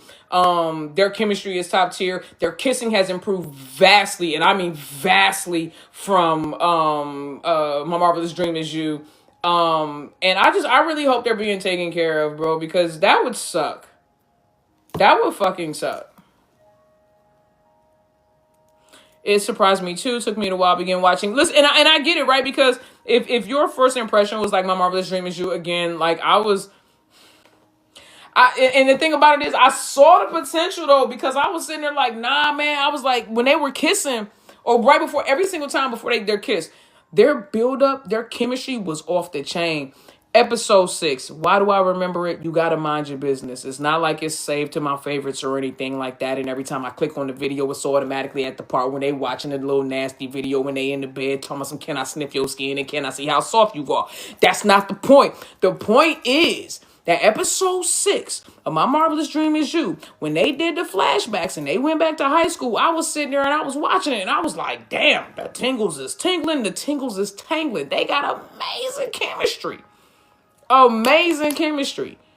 And I was all in it. I was like, oh, this is it. We finna, okay, that's what I'm saying. And then they went on vacation and that beach scene happened. And I was like, oh, and the buildup was crazy. Have you ever kissed anybody? No, I never kissed anybody. You want to try with me? Oh my God. Like, that's a lesbian wet dream. Best friends on the beach, had some drinks, blankets out, picnic aside. Let's make out. Let's see what happens. Twat, okay? But at the end of the day, they started kissing. And it literally looked like if you was trying to feed 2 fish at once. from a tube.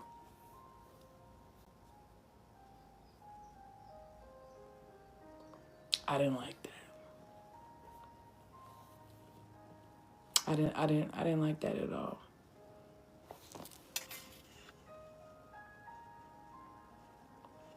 I didn't like that.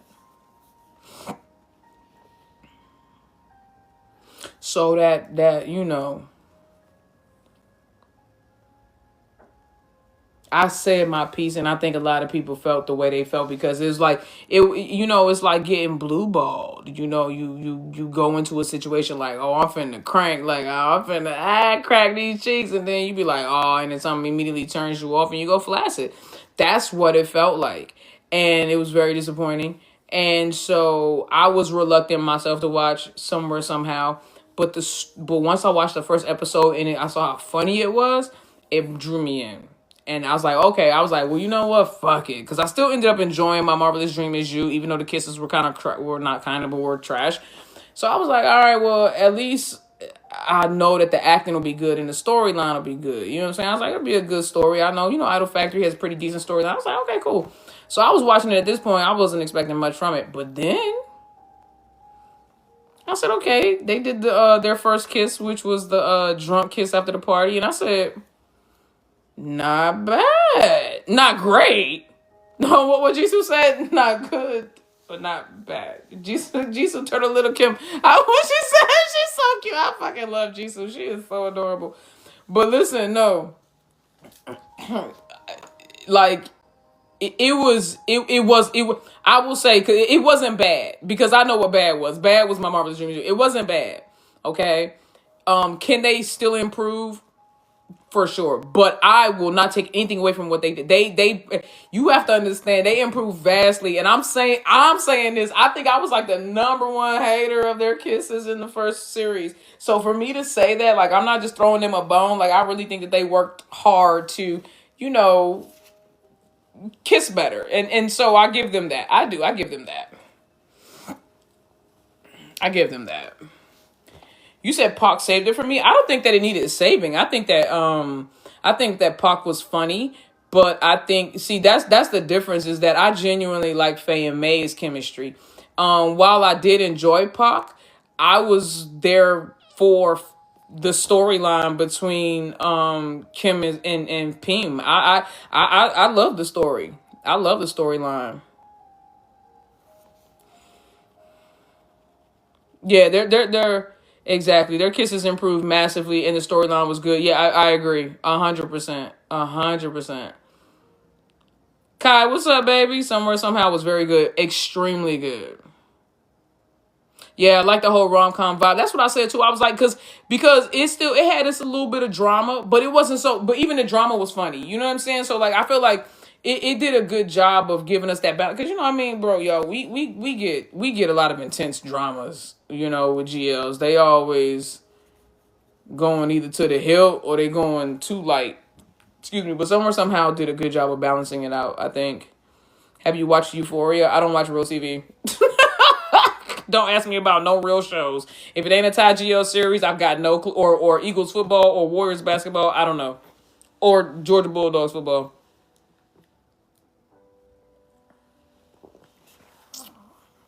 Thoughts on Claire Bell? Haven't watched it yet. I start my Twitch tomorrow, and I will be watching it tomorrow for the first time. I hope they use the same director for their next project. Who you talking about? Poisonous Love is the best series of the year to me. Poisonous Love was so good. Poisonous Love was so good. But see, for me, and I could be being biased, I'm hard pressed to find a series that I like better than Harmony Secret or Love Design. Cause I really like those two. Or Design Love. What's it called? Design Love, Love Design. Y'all know what I'm talking about. So yeah, I'm hard pressed. Does Twitch save videos? Only for 7 days, but all of my Twitch live streams will be uploaded to Patreon moving forward. As well as just like the individual reactions of the full live will be uploaded, and then also the individual reactions. Poisonous Love special episode was good. Poison Love special episode spent too much goddamn time on whatchamacallit, that second couple. Every time I'm not gonna hold you. So all the special episodes I fell asleep on them. I thought they were all boring.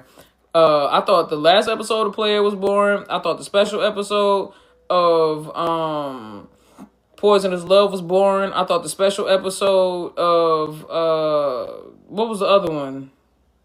There was another one that did a special episode, I thought. Anyway, Love Design, their first special episode was good, even though they still gave too much time to the secondary couple.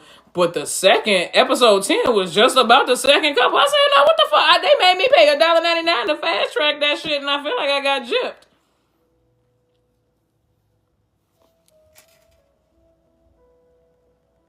I know you won't shut up about Claire Bell once you're done, and you're probably right, baby.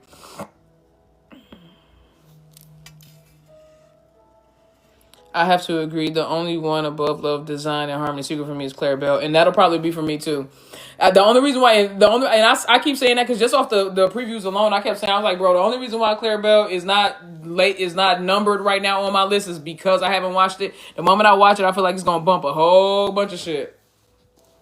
Player of the series started off slow, but got really good. They could have kept the last episode though. Player of the series started off slow, got really good. The breakups that started in episode 7 should have been over in episode 9, but they drug it out for 4 fucking episodes, all the way through to episode 11, and then they got them back together in episode 12, and I was supposed to be happy about that. They can kiss my whole entire black ass.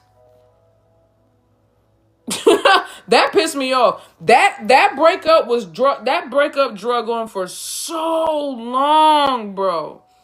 And I love the story. That's the thing. I love the story, love the characters. The couple had chemistry. But the breakup, I said, bro, how long is we all gonna cry, bro? How long are we all gonna be like, come on, man, this is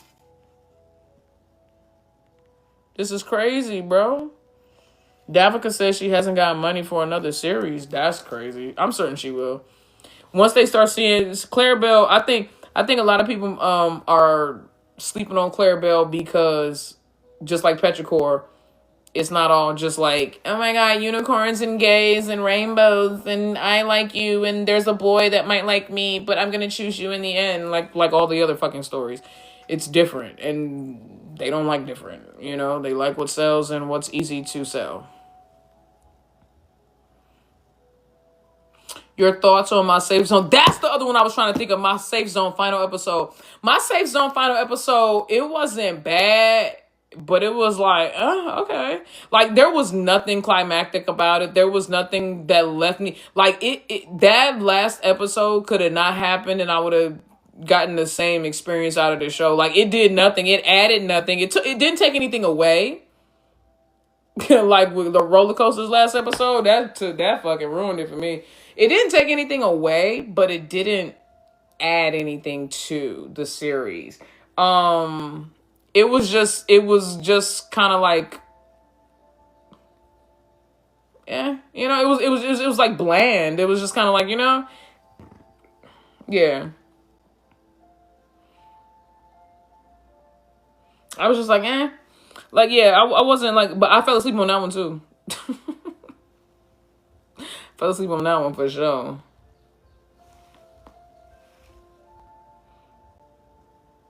Yeah, true. Poisonous Love episode didn't add anything to remember. I agree. Yeah, I agree with that as well. The Poisonous Love special episode didn't add anything. I fell asleep on that one. I think I was watching that one with OG. There was a couple of them. We watched 2 of them together, I think, and I don't know. But I know I fell asleep. Like, OG said something, and I didn't respond. She was like, oh, yeah, and I know you knocked out.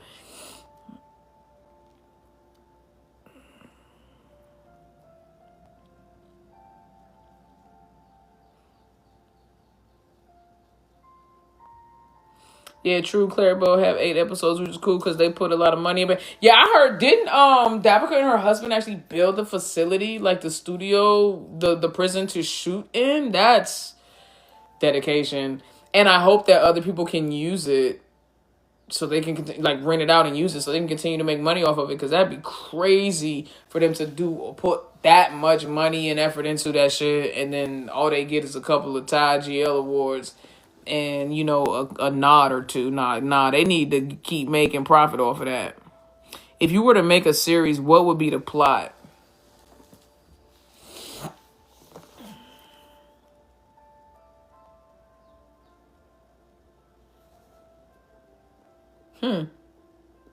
I don't know, because I don't know what direction I would go in.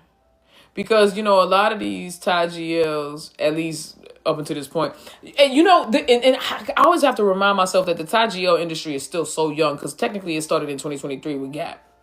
Like, that's the truth. When Gap was released in October 2023, that was like the beginning of it. Y'all, we are literally 2 years in. So we're being blessed. And we're getting so much content, but it's gonna take it's gonna take some time for everything to kind of like really settle. And right now, a lot of the storylines are safe, and the ones that aren't safe are like completely off the deep end. It's like there ain't no happy middle ground, so they gotta find their way, But they're starting to branch out. Yeah, we got a hard GL, like that's what I'm saying. They're starting to branch out.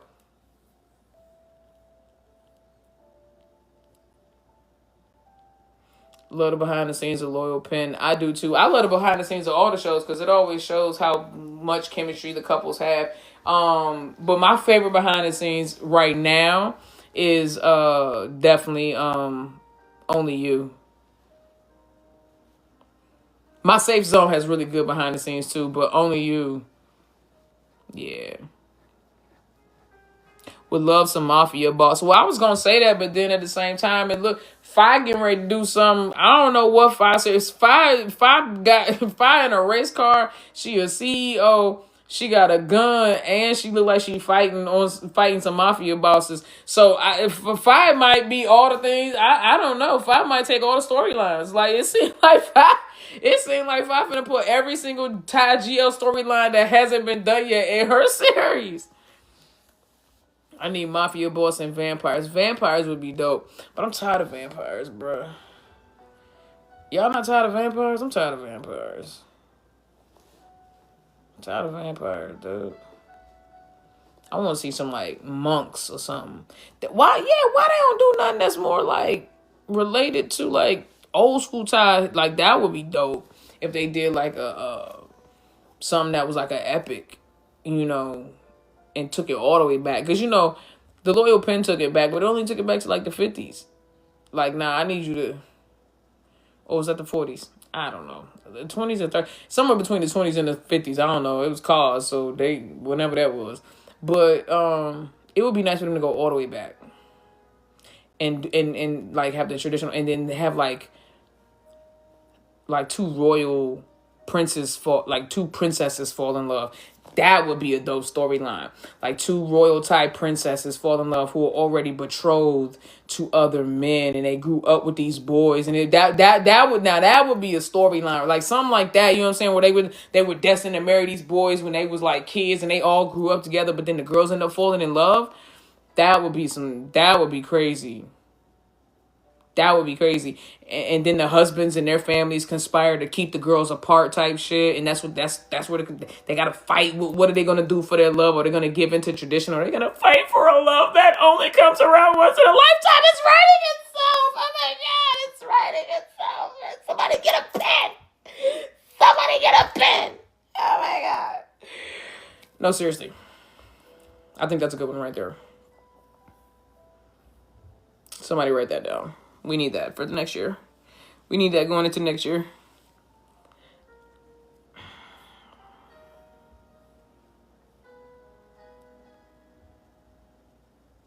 What about teenage girls that grew up in an orphanage and one of them got adopted and had to leave? Like, got adopted into, like, a rich family or something? What you mean? Like, I mean, because otherwise, that's real life. That's mad close to real life, man. This is exactly what happened last time. Did anyone write the last I did down? I don't know. I don't ever write them down. I need Emmy to play a vampire. Oh my God. She's the Thai Celine. Bitch. If they ever make an underworld Thailand, sign Emmy the fuck up. She's the Thai Celine. Yes, she is. Emmy is the Thai fucking bro. Get my baby a couple of swords and some guns, dog. Get my baby a couple of swords and some guns. Please, dude. Like, stop playing with me. Who will play Michael? Who gives a fuck? No one. Wait, who? Michael? Bonnie. Bonnie will play Michael. Bonnie would be Michael. Hey, little boy. Go night-night.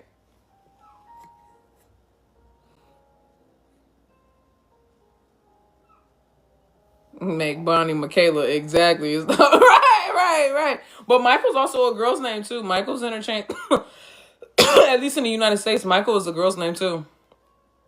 I know a couple of Michaels that are girls. Papo, stop. You need to go night-night. He's like, bitch, you loud. How the fuck I'm supposed to go to sleep? You yelling. You right. We need a Ty Lara Croft. Ty Lara Croft is either going to go to Jaina, because she's got it. Y'all know why. Or Charlotte, or Sonya. That's it. Ty Lara Croft is going to Jaina, Charlotte, or Sonya. Don't play with me. Or Lena? Nah. That's my little Ty Lauren Haregi. Or Becky. Nah, okay. Yeah, Becky. And Becky got the kickboxing skills, too. Actually, I feel like Orm could, too. But see, the thing is, like, Orm have to keep her hair light. Because when the darker Orm's hair is, the more Asian she looks. And then the lighter her hair is, the more Caucasian she looks. Even though I know she's, like, full Thai. Like, well, Thai Chinese. But, you know, like, that's just the way Orm's, like, aesthetic is. She has a very, what's the right word? What's the right word I'm looking for? She has, like, a very, I don't want to say, it's not androgynous, but she has, like, a very, like Orm could, like, it just depends on how you make her up. Eurasia. Yeah, Eurasia's a good look. Yeah. Orm has a very Eurasian look where you can see the European influence, the Asian influence. You know what I'm saying? Like, it is fluid. Yeah. So Orm has that look where she can kind of like go in a lot of different ways. And really it's about like the makeup and just the aesthetic that you choose to go with. Orm can really fit in a whole bunch of different categories. So for me, I feel like, I feel like she would body that. But she would have to like go with like a lighter brown, like a chestnut brown hair.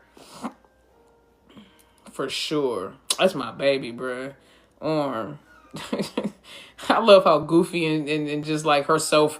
She's just so herself. You know what I mean? Like, you can tell that her mom spent a lot of time. And McCoy coming up in the movie industry and the film industry in entertainment industry was very helpful for Orm though, because, you know, McCoy, I'm certain, gave Orm all the pep talks. Like, look, they gonna dog you. They gonna talk about you. They not gonna like you. They just gonna hate you just because they can.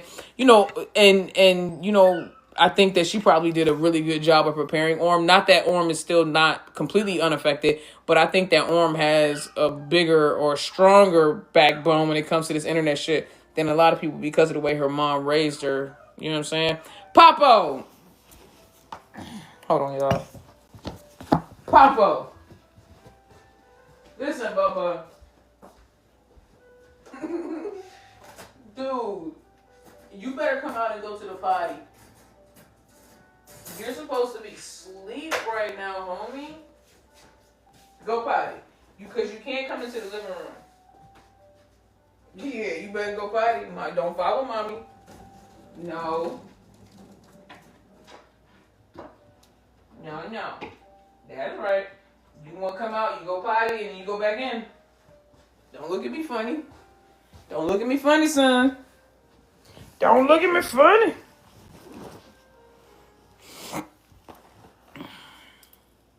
Big ups McCoy. Yeah, child. Nobody's a bigger shipper than McCoy except for maybe P. Doo and them.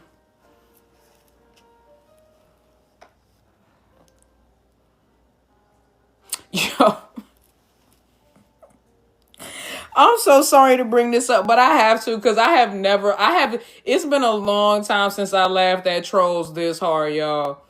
Did you see? And I'm bringing this up, and hopefully y'all understand that this is hilarious and y'all don't try to run with it or try to like make nothing out of it because this is just my opinion, just commentary for entertainment purposes only.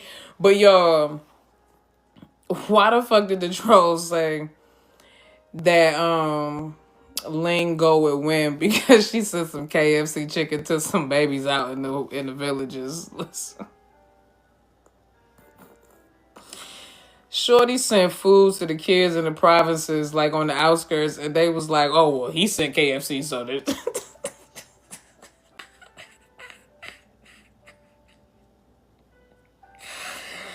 Bro, what's the bar? Bro, where is the bar for y'all? Like, I know y'all talk about, listen, I know y'all talk about shippers, and we know that. We, as shippers, we can be extremely delusional. Yes, bitch, we will read into everything, slow-mo that shit down, put it to some Chris Brown and some Weeknd or some Bryson Tiller, and call that bitch a love scene. We absolutely would do that, but bitch, saying that people go together because they both sent KFC to some neat kids in need is crazy. Come to find out that it's actually a census/survey thing where they ask the kids in the provinces, what would you like? Like, if you could have anything, what would you want? And all the babies said they wanted KFC. Like, because who the fuck don't want KFC? You know what I'm saying? And so that's the reason. Like, it's actually really popular for people who are well off or who are celebrities or whatever, who are doing, donations and giving to the kids. It's actually like really common that they send the babies KFC. Like, it's not. Yeah, I mean, like, show me a picture or a video of them. Y'all supposedly stalked them for 8 months to a year. Paying drivers, popping up at the mall and at random places they was at. And you did not catch these 2 women with these boys, not now time.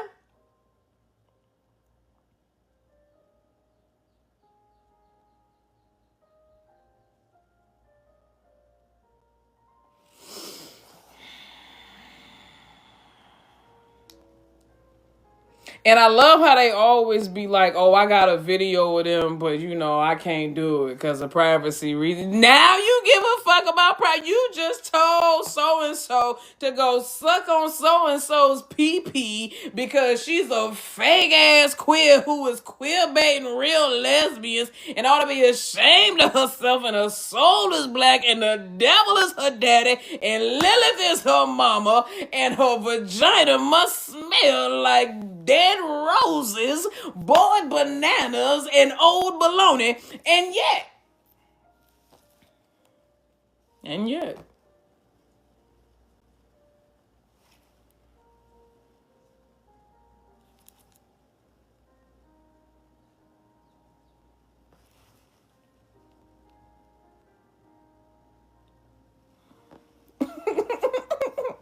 where are the videos?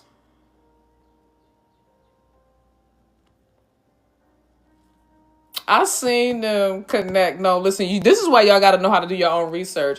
They said that the socks.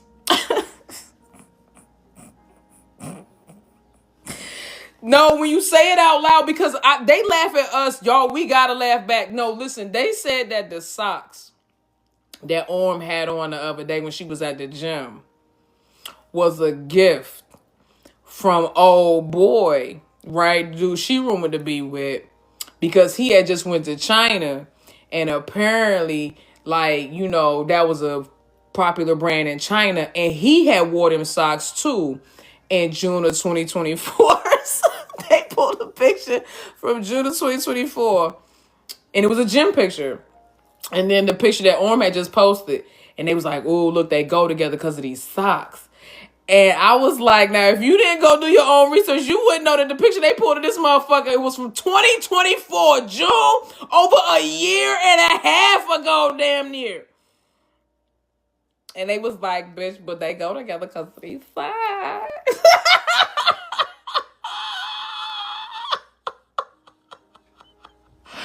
Bro, you cannot give credence to what these people say. Listen, I'm not saying that the shippers are right and that we should be like, oh, they go together and we should get lost in our fantasies. Not at all. But bitch, call a spade and call a kettle black if you are a pot. Okay? Because we all in the same boat. You bitches is just thinking. They swear. I was like, your delusions are just like our delusions. Stop it. Stop it. And by the way, that brand is from China, but it can be bought outside of China, like most things in most countries. Bitch, it doesn't matter where they make Nike. It doesn't matter where they make Reebok. I can get it from wherever the fuck I am where I am, because the internet has been a thing since 1993, 4, whatever. Boy, what? Oh, my leg. All right, Bucko. You are so spoiled. You're going to sleep so long tonight. I'm going to make sure of that. We're not getting up until 10 a.m. tomorrow. You hear me, little boy? He like, whatever, bitch. I'll be up at 4. Come here, Papa. Come here. Come here. Come here, Papas. Come here. All right, well, you're going to be a weirdo. You want affection, but you don't want to come to me, which you're being weird about that.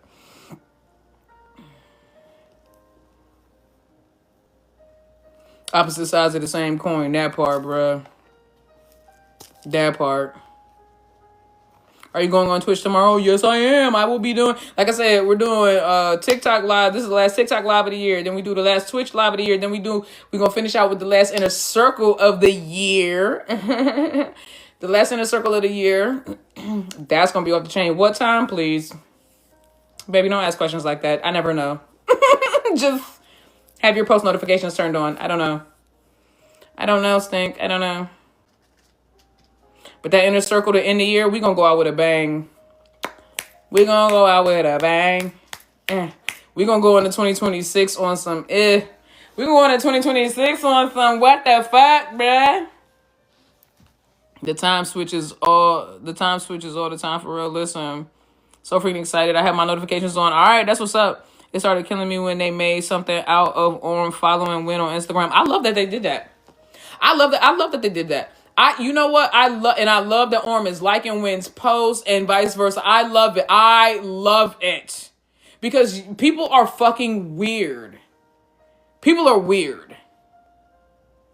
Like, they act like these people don't interact. I was like, you know, and the thing about it is, I don't think that people realize how small Thailand's entertainment industry is. Okay? So they try to connect things like, oh, well, these people got the same agent, so they must go together. They follow a lot of the same actors and actresses. They must go together. Well, these actors and actresses, they all follow. And I'm like, bro, do you know how small the Thai GL industry is? It's like bro. It's like a dust mite in comparison to places like Hollywood, Nollywood, Bollywood, and shit like that. And UK, it doesn't even compare. Or even like China or Korea. Like it's bro, it's so tiny. They all know each other. All of the same, in companies over there, you be like, oh, well, let me talk about it. No, I'm going to talk about this right now because they be going crazy on TikTok with stupid shit. Being like, oh, well, the same agency runs this company. It's being run by the bro. It's because it's not that many successful top tier agencies in Thailand. You be like, well, there's at least 100 companies that could be powering and I go, but like, all they are top tier? That's like, okay, well, there's like millions of shoe companies. Are they all Nike? Like, bitch, you know what I mean? There's a million coffee companies. Are they all Starbucks? Like, using that as a reason to try to say that two people go together and being like, but they go to the same dentist. Like, bitch, you know what I mean? There's a million coffee companies. Are they all Starbucks? Like, using that as a reason to try to say that two people go together and being like, but they go to the same dentist. Like, bitch, you know what I mean? There's a million coffee companies. Are they all Starbucks?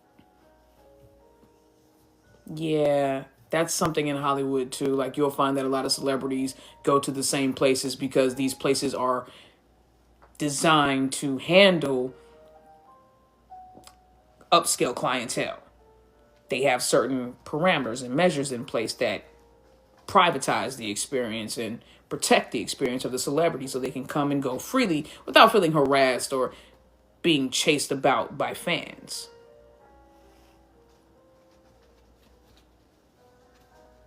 Like, it's weird. Well, they drive the same car. Damn near every celebrity in Thailand, by the way, that's actually like a wealthy celebrity, like top tier, like an A-list celebrity, has that Lexus van. For the record, they all literally ride around in, but the license plates are sequential.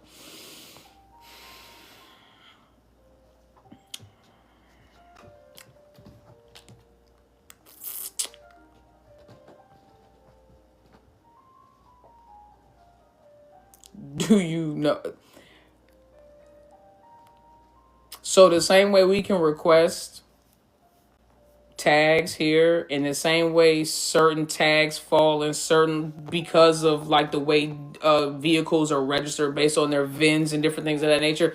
Like there's a million reasons why that could be the case.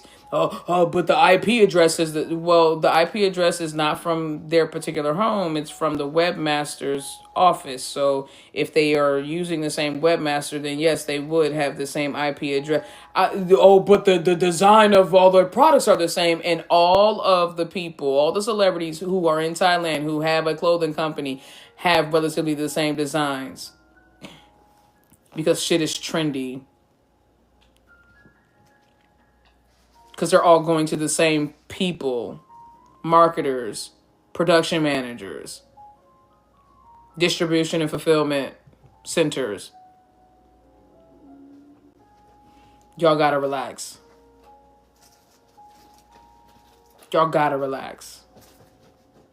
It's actually scary. And listen, if one day all these girls come out and be like, this my boyfriend, that's my girlfriend, this, that, I first of all, I hope and pray for that day so they can actually just be actresses and not be held to a standard of doing this fanship and fan service shit. But at the same time, I have no problem eating my words. But as of right now, I'm going to take what they say at face value. Well, they're lying to protect their relationship. Well, then let them, shit. And you know what's funny to me, and I'm not saying this as a means to try to devalue or diminish or minimize the relationships that anybody has anywhere in any part of the world, but it's weird to me that y'all think that even if these girls have boyfriends, y'all act like people in Thailand don't cheat. Y'all act like women in Thailand can't be closeted and then have an experience with another woman, and then all of a sudden they cheating on their boyfriend or they leaving their boyfriend to be with this woman, and this woman happens to be their co-star. Y'all act like that don't happen. Like y'all act like Thai women and Thai men are immune to having relationship woes and breaking up. Y'all act like if they say they're gonna be together, they're gonna be together forever. It's weird. It's weird. It's not weird? You don't think it's weird? I think it's weird. Like everyone, like relationships are normal. People are allowed to be in them. People who are straight in real life are allowed to play queer characters, just like people who are queer in real life are allowed to play straight characters. No, they're not queer baiting you. They're acting. They're doing their job. They were contracted, hired, and paid to play a role. You are fucking sensitive. If you don't like who's playing the role, then you fucking audition for it, or you create a production company who only hires people who play queer characters who are actually queer in real life. There is room for all of us. If that's how you feel, if you feel like you only want queer characters to be played by queer people who are queer in real life, then bitch, you create your own production company and hire these motherfuckers. Otherwise, take what you can get and be glad to see beautiful women kissing each other on the screen, because not just 10, 15 years ago, we wasn't getting none of that. Again, the Thai Geo industry is only 2 years old. And y'all mad and trying to destroy this shit already? Shit, we just got it. We just got it. Relax. Like Fa said, I can play a rock, right? Because these are actresses. They can be whatever you want them to be. They can play the roles you want them to play. They can be and play opposite whoever you want them to play opposite to. It's weird that people think that these women should be held to some unrealistic standard. That's so stupid. So, okay, so everybody that plays a pilot, no. I'm gonna go with what the trolls, the antis, and these people in these GL industries say. So everybody that plays a pilot on screen, you need to be a pilot in real life. Otherwise, you're pilot baiting, bitch. If you're playing a chef on a show, bitch, you better know how to cook. You better have culinary skills in real life, ho. If you playing an NBA player on screen and you ain't go to the NBA in real life, why you telling me lies? Like, y'all, you got to relax. You got like that. What's the fucking point of acting, bitch? Acting. That means I'm probably not what you think that I am in real life, even though I'm convincing you that I am that on screen.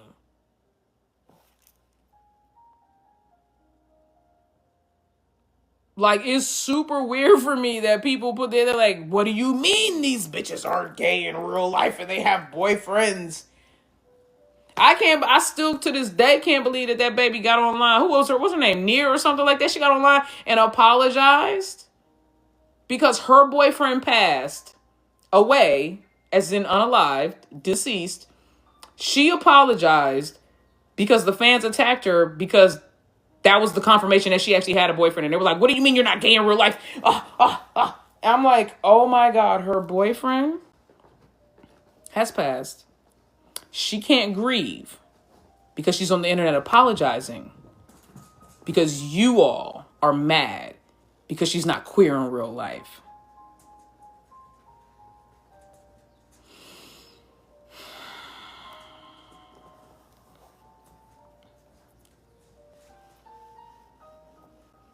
The fuck are we doing?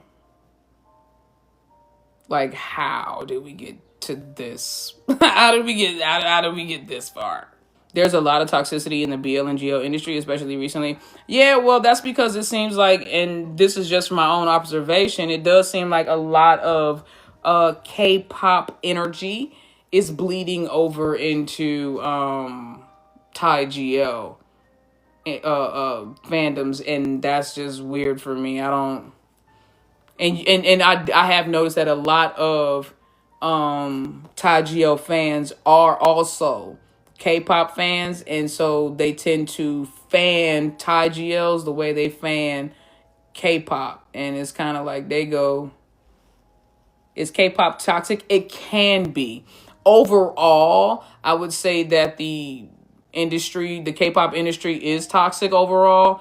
Just the way that the artists are treated, the way the fans are exploited, the way the fans feel that they have access and ownership of the artists.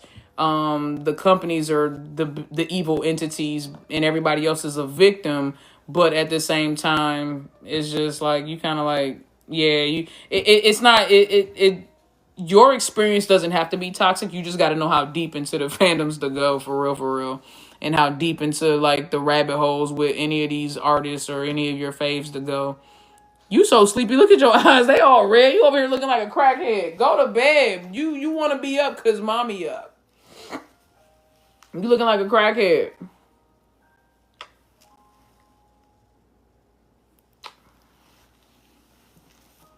Yeah, the K-pop fandom is one of the most toxic fandoms, especially for bigger groups like Blinks and ARMY. I know, bro. I agree with you, Nikki. It's sad that they can't come out and be their true selves. Yeah, I really do. I wish one day that these women and these men that do these BLs and GLs, they could come out and just be actors and actresses. And, you know, I don't mind if you're straight. I just want authentic allyship and representation of the queer characters you're playing. Beyond that, I'm cool. My thing is, my only thing is, I don't care if a straight person plays a queer character. I just don't want a homophobe playing a queer character, because that has happened in the past where somebody who's actually homophobic in real life, and it's happened in the BO industry a lot, somebody who's homophobic in real life plays a queer character, and then when people start trying to talk to them and treat them like they're queer in real life, they start getting real derogatory and evil and spiteful towards the community that's literally supporting them and giving them a platform to be an artist. That's what I don't like. So I don't care if you're a straight person playing a queer character. I just don't want no damn homophobes playing queer characters. That's my problem. If you don't actually like the sapphic community or like the queer community, and you just trying to make a buck and just trying to break into, the industry and get your leg up, then yeah, you a worthless ass motherfucker. And I'll, you know what I'm saying? And for that, the trolls, y'all can expose them all y'all want to. But exposing somebody for being straight as if that's a crime is the same way back in the day that if we were exposed for being gay, they would want to throw us in jail or kill us or have us ostracized. That's stupid. I'm not going to be mad at somebody because they're straight.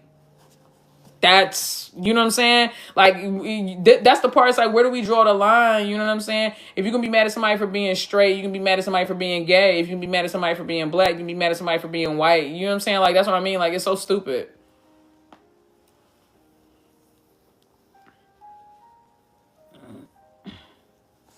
Ah, what's up, OG? What's up, OG?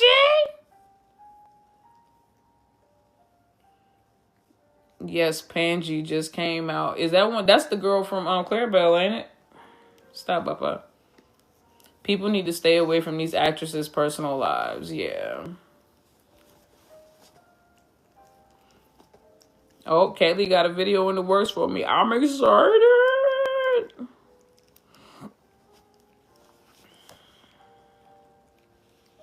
And here's the thing, I'm not going to tell people to stay away from somebody's personal life, and here's what I mean by that, right? When I say I'm not going to tell anybody to stay away from somebody's personal life, because I understand the curiosity. People want to know the person behind the characters or the roles that they play. I get that. What I tell people to do is I tell people to ship cautiously, right? And to be mindful that you can have your expectations, but the moment that these people's reality shatters your expectation, you don't make your reality adjust to their expectations. You make your expectations adjust to their reality.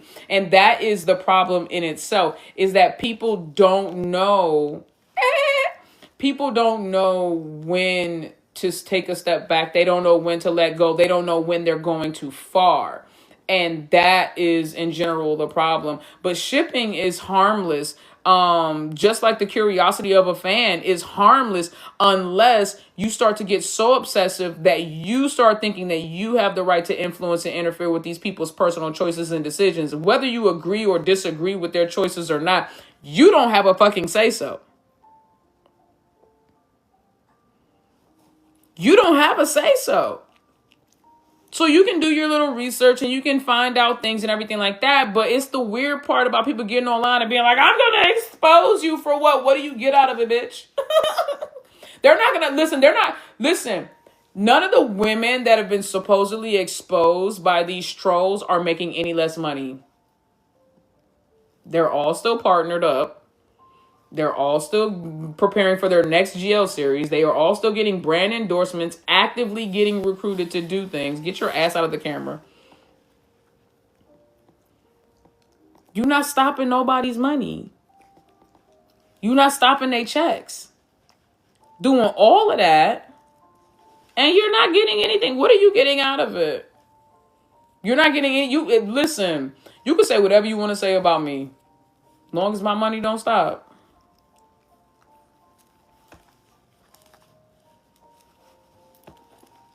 You're not touching their pockets.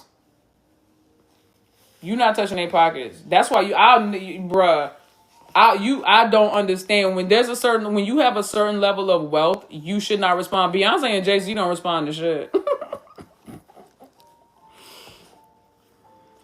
They don't care what people say about them. They don't care what people make up about them.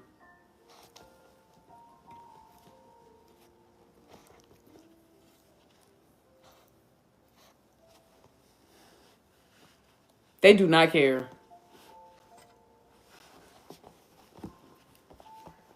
I heard the Thai fans that there's a group of stalkers that you have to pay $300 to join in. See, now that's That okay, so that should be handled. That sounds like it's getting illegal. That's wow. What? First of all, you paying $300 to get into a group. What do you I need one of y'all to pay that so y'all can get in there. I need one of y'all to listen. I need one of y'all to pay that. And then come back and talk to us in the inner circle. I need somebody to pay it. Cause what the fuck do they have at $300? Bro, $300 you get in there and it be the same shit you see on TikTok and Twitter. But you can't admit it because you paid $300, so you try to slice it and make it seem like it's more than what it is. Bitch, I guarantee you what they know. And they be swearing $300. You can't, bitch, I promise you. Let me tell you something, the way the human brain is built.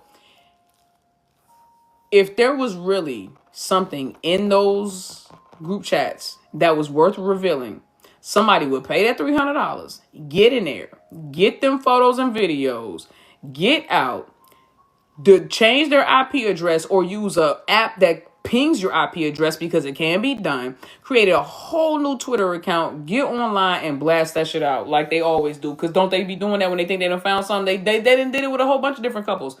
They create a whole new account, shit just created the same month that you find in the post in, just so they could post some shit. If they had any, you trying to, especially when it comes to Ling and Orm, they like the biggest couple in Thailand right now. If somebody has something on Ling and Orm, this is what I be trying to tell y'all. So that whoever that $300, they scamming the scammers. If somebody had that kind of info, and you pay $300 to get in, somebody in there, because everybody always want to be the first to crack. Somebody would have got in there, got that information, deleted their account, got an app, like I said, to ping the IP address, created a new account, and uploaded all that shit. Would have been on all the socials. That's just like that's why I ain't believe them. They told me they had somebody following Ling and Orm for 8 months to a year, was paying the driver, was bribing him with watches and chain. And I'm sitting here like, and we ain't got nothing, not a single video.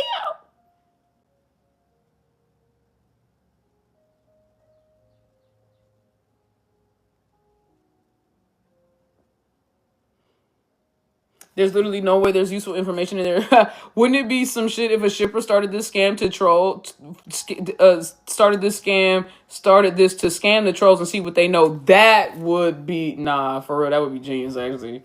Yo, so that would be genius. If there's a shipper on the other end of that got motherfuckers paying $300, I'm not even mad at you.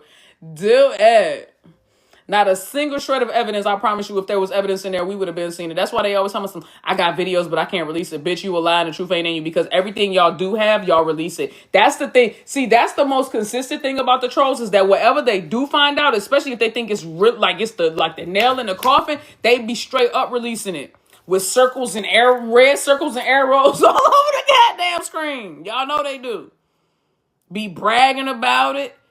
Putting it in, translating it in every different language. You know, it'd be like one person running 4 different accounts, having shit posted on all different accounts, acting like they talking to each other. Acting like it's 4 different people talking to each other. Really, it's one person having a conversation with themselves and all the personalities they got. Mommy gonna get the baby.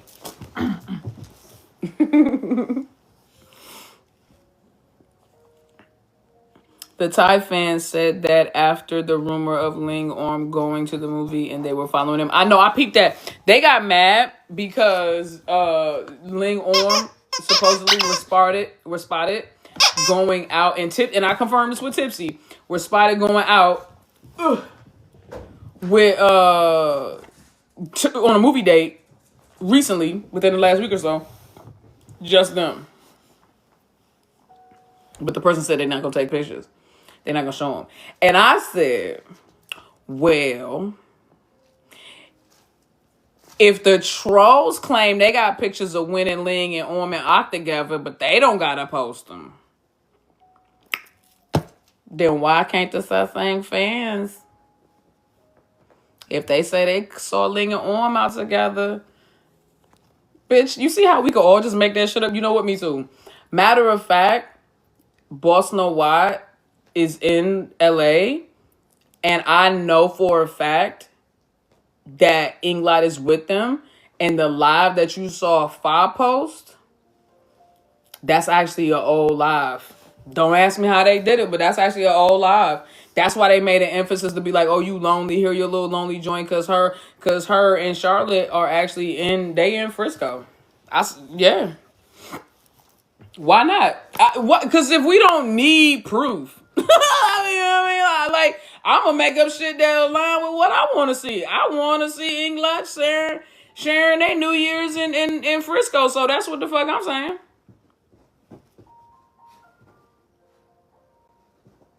That's what I'm saying going on. That's what I'm saying happened. No, that's not how that worked. Oh, okay, my bad. Oh, okay, my bad.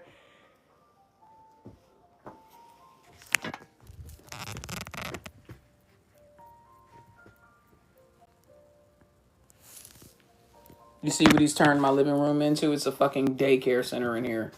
And he's just abusive. That's some kind of like guinea hedgehog fucking gerbil thing. I don't know what it is. Bear. I don't know. I don't know what it's supposed to be. I don't know what it's supposed to be. But listen.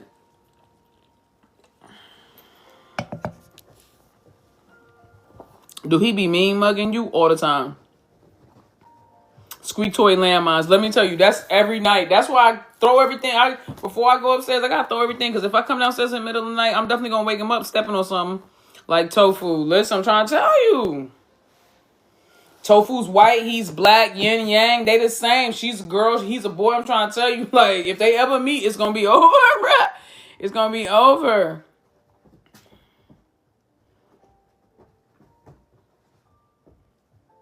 It's gonna be over, my baby. Nah, it's 7:45 when I tell you this man be asleep like an hour ago. But I'm gonna let him stay up. Because you not gonna keep me up tonight. You hear me? He's over there wilding. Tofu soulmate. Listen, Tofu older than him by 2 years.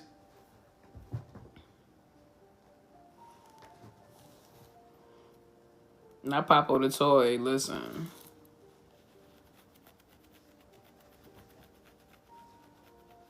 Did you see what Namtan posted? I did not. I don't particularly follow Namtan, so I don't get like any messages or anything from her.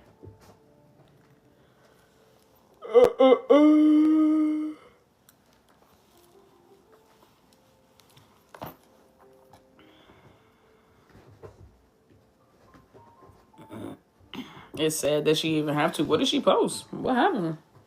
I remember she posted something one time about how like she had her friends since before she became famous and got into the Thai GL world. So y'all need to leave her alone and let her be friends with who she want to be friends with. Oh, very on topic with what you're saying about private life. Yeah, she's spoken out about that before, and I don't blame her. I mean, because people are ridiculous, bro. Like, she shouldn't have to keep... These people have to keep coming out and explaining their relationships is crazy, bro. But again, like I said, at the same time, save these women the energy, save these women the time, and just let them be open with who they're open with. Let them go to award shows with their significant other like normal people do in Hollywood and Bollywood and Hollywood instead of going with their on-screen partner. That's the problem, is that they take the shit too far. I saw people kind of shipping Namtan and Bonnie and shit. I did too. Shit, the way they be flirting, I don't blame people. I don't blame, but you can't be mad at Bonnie because Bonnie is an Aquarius. We flirt with everything and everybody, motherfucker. It could be a door, a lamp, a human. We flirt, a dog. We flirt with everything.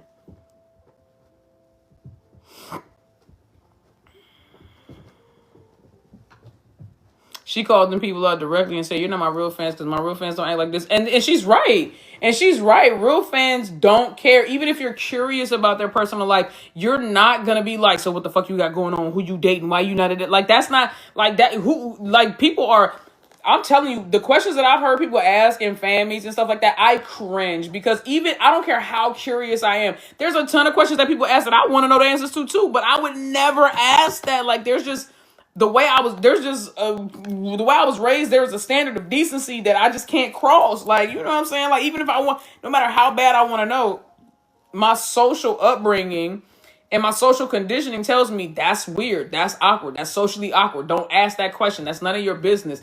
I think some people just don't, and I don't know if it's a cultural thing, but I think that social awkwardness doesn't seem to be as prevalent in these younger generations as they were in the older generations, because we were raised to, you know, that there were certain questions you weren't supposed to ask and certain things you weren't supposed to say. These younger generations, it really doesn't even matter what country they're from. These younger generations, Gen Z and Gen Alpha, they will ask and say whatever to adults, to each other, to whoever. They do not care, because they were not raised with filters the way the rest of us were. And the problem is, we, the millennials, raised the Gen Zs and Alphas, and we were raised with a filter, but we tore our shit up around 1996. And ever since then, we've been filterless. And so have our children that we've been raising. And that's the problem. And that's the problem. The millennials raised these last two generations, and not for nothing, we fucked up.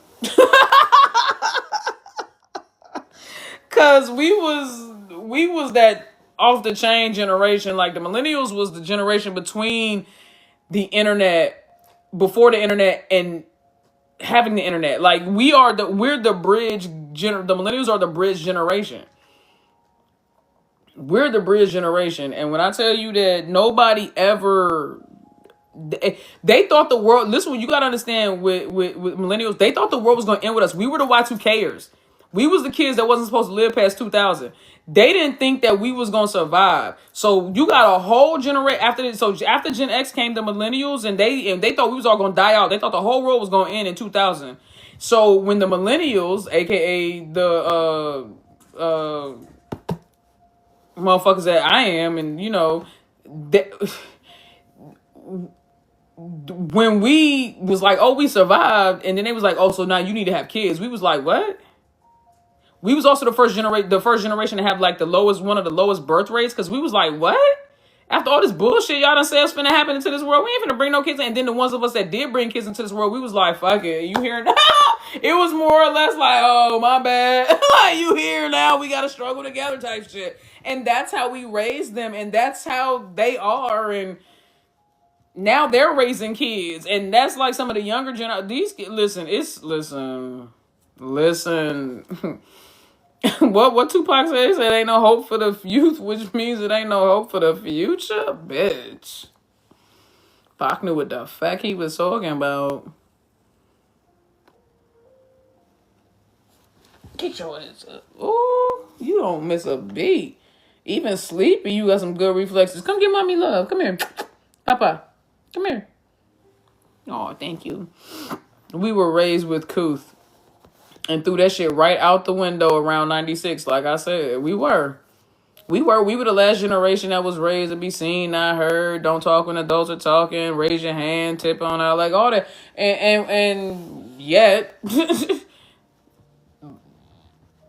we threw that shit right out the window.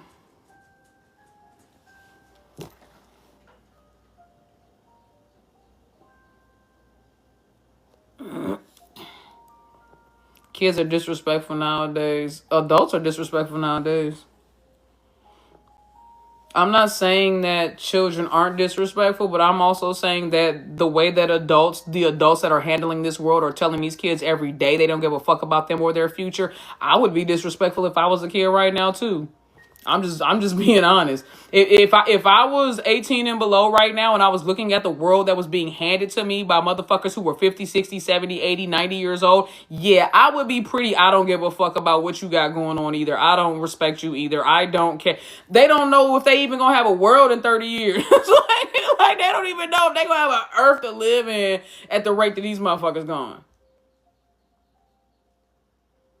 Because I swear some of these fools like Trump and Putin and them don't want to see this world live beyond them. I swear the moment that I have said this and I will continue to say this, the moment that motherfucker Trump realized that it's his last day, his actual last day, he gonna be like, bring me the football. That's what we call our little nuclear code box. He gonna like, bring me the football. Ain't gonna bring that shit to him. He gonna be like, put that code in, Vance. Where's JD at? Telling him to put his code in too. Let's just blow this shit to smithereens. That is not a dude that seemed like he want a world to exist after he dies. I'm just being honest. I don't give a fuck who you voted for, what you like, your political affiliation, what God you serve. I don't give a shit about none of that. A good human being knows a good human being ain't shit about that motherfucker good. And if you think that he is, then you can go and sit on something sharp, and I hope it punctures your colon, bitch. Fuck out of here.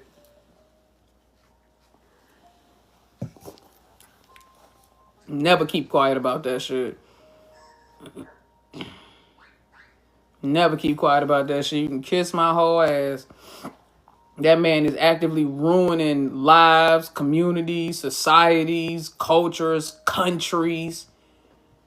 And you want me to sit here and act like, oh, it's just a political opinion. Fuckity fuck you. No, it ain't no political opinion. It's not a political opinion. That dude is actively trying to take people's human rights away. That's not a political opinion. That's not a political opinion. A political opinion is, does a woman have the right to have an abortion or doesn't she have the right to have an abortion? A political opinion is not taking away a woman's right to choose and then telling her to comply, bitch. That's a command. That's not an opinion. And you ain't gonna never get me to side with a motherfucker who takes anybody's human rights away. I don't give a shit who you are, what God you serve, or who you claim to be.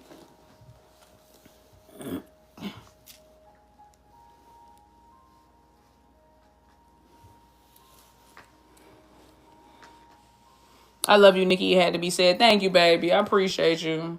Makes my blood boil. Mine too, rascal, babe. I'm telling you, bruh. I'm telling you, and and you know what? I've been so happy because I really haven't been clocking none of this political shit because I really don't give a fuck either way because everybody telling lies on all sides of the aisles. I don't give a fuck either way. I just want babies to be taken care of and protected. I want women to be taken care of and protected. I want marginalized groups to be taken care of, protected. I want the power structure to be evened out and taken away from white men and given to all people, not just one group of people. And I want everybody to leave everybody else the fuck alone and stop policing what people doing in their bedrooms, in their churches, and in their goddamn heads. Leave us alone. Just let humans be humans and quit trying to force people into being who you want them to be. Controlling the narrative so you can keep the rich rich and keep the poor poor. That's what it all boils down to.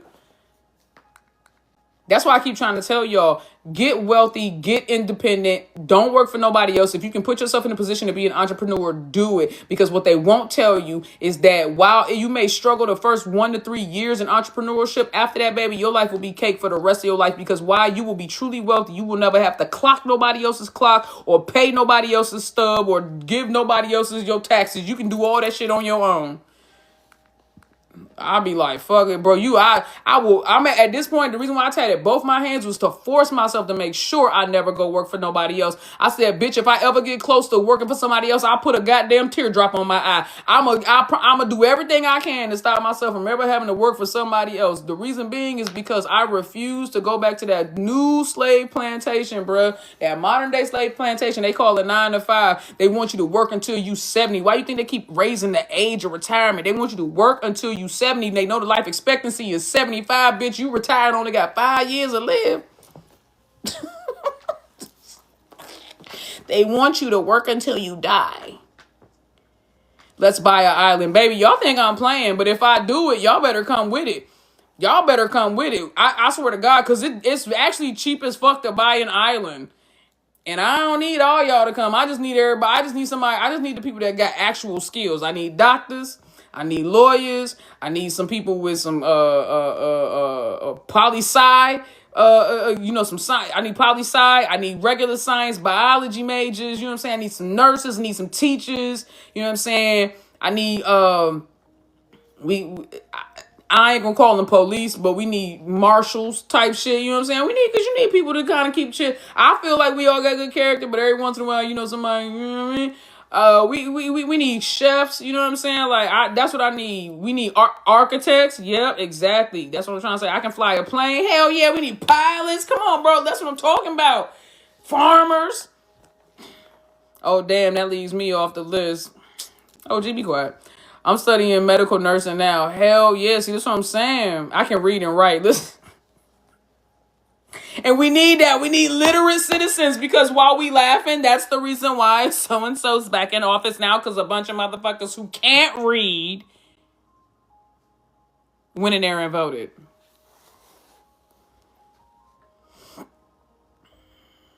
I'm studying geography. That's all. Geography is important if we're mapping out a new landscape, because guess what? We need somebody to map out the landscape. We need somebody to help us navigate courses that we've probably never navigated before. So we definitely need somebody who's a geography major. See, everybody, I can cut grass, and baby, we need lawn care, because one thing that we are not going to do is be overrun with any kind of pestilence or anything like that. So we're going to need somebody to kind of keep that shit under control. I'm a therapist, and we're going to need that. We all going to need to recover, and we all going to need to reacclimate ourselves to a world that doesn't require us to give so much of ourselves without getting anything in return. So we're going to definitely have to get that back. Boy, stop scratching. Mommy, you are so sleepy.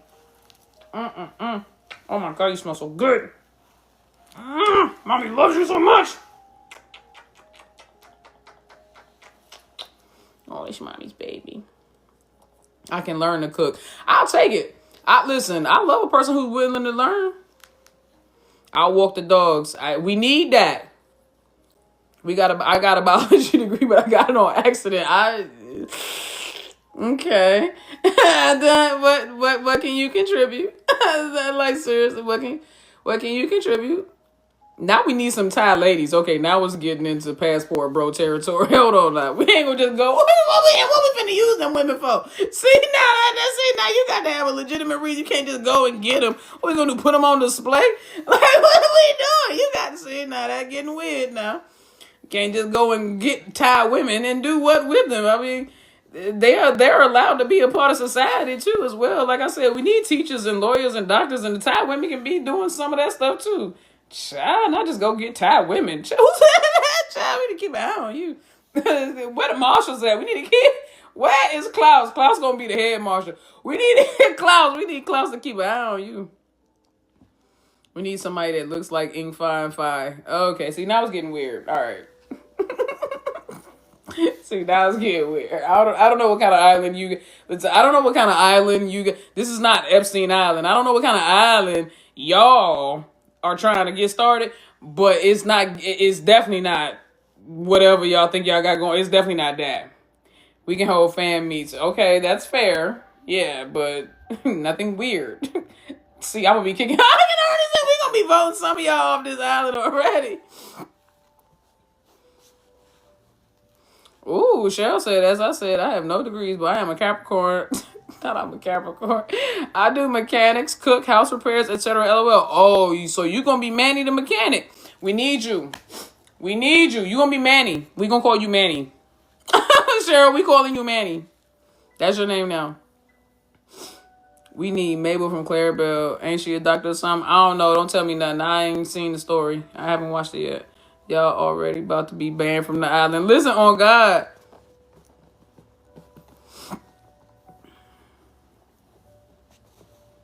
I was just trying to make it make sense why the girls was coming. Nah. We need them so that they can make more series, but not for nothing weird. Oh, no, okay. They can make series in Thailand. All we need is internet. All we need is access to the internet. Nah, bro. See, you trying to make it make sense. We don't need the Thai GL actresses on the island with us. We just need access to the internet so that we can continue to watch the series. Nah, that'd be crazy, yo. We would have to do like a fucking like a drive-in movie theater, because it's the island, so we gonna be somewhere where it's gonna be nice all the time. Had the movie the big ass movie screen. We all be sitting out there with lawn chairs on the beach, bitch. Watching our favorite GLs. Like one night it'd be Ling Orm night, next night it'd be England night, next night it'd be Emmy Bonnie, then Look Me and Sonya, then Fire Yoga. Like, we just keep going, bruh.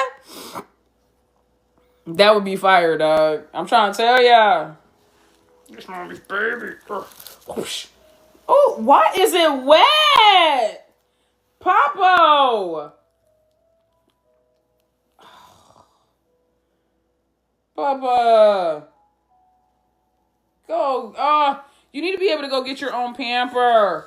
Get down. You got it on me. So he's doing this thing where he's chewing. No, don't come back here and say shit to me. He's doing this thing where he's chewing on his pamper, which he doesn't wear them as often anymore, but we still wear them at night. Thank you. He starts to chew through the crotch of them, okay? And then when he pisses, it's like he's not even wearing a pamper because his wee-wee is still poking out and shooting through the hole he chewed through. I would like to sell him.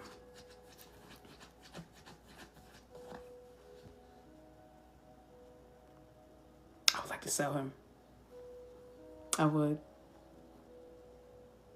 like to sell him. Okay, sorry. I won't sell the baby. Oh, sure. He's so sleepy. He doesn't know what to do with himself. He's so sleepy. Not too much on nephew. You right. That's my baby. Oh, I can never sell my baby. That's my baby. Oh, that. Come on, let's go change the pamper. Hold on, y'all. Come on. He's gonna start gnawing on it again. Oh my God, there's shit in here. At least you got it. Oh my God, oh my God, Papa. The house is in disarray. At least you got it on the puppy pad. Jesus Christ. Come here, boy. So you were on me with like the shitty booty?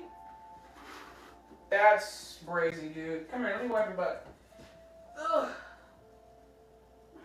Had I known that, don't run from it now. Had I known that, I wouldn't let you be all on me with your little stinky booty.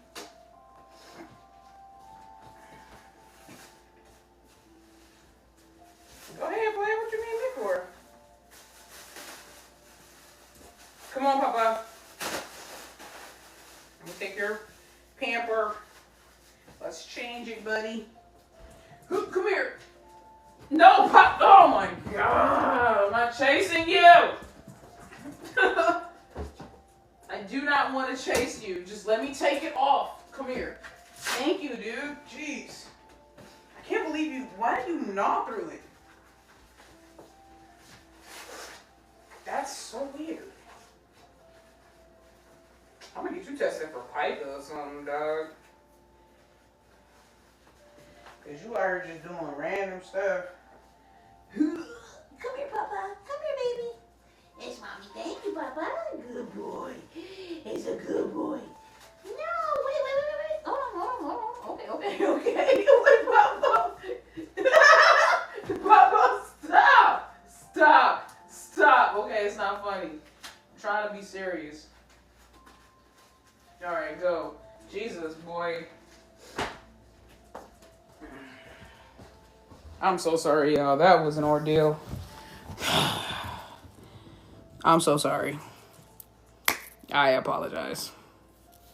Got me out here stressed the fuck out.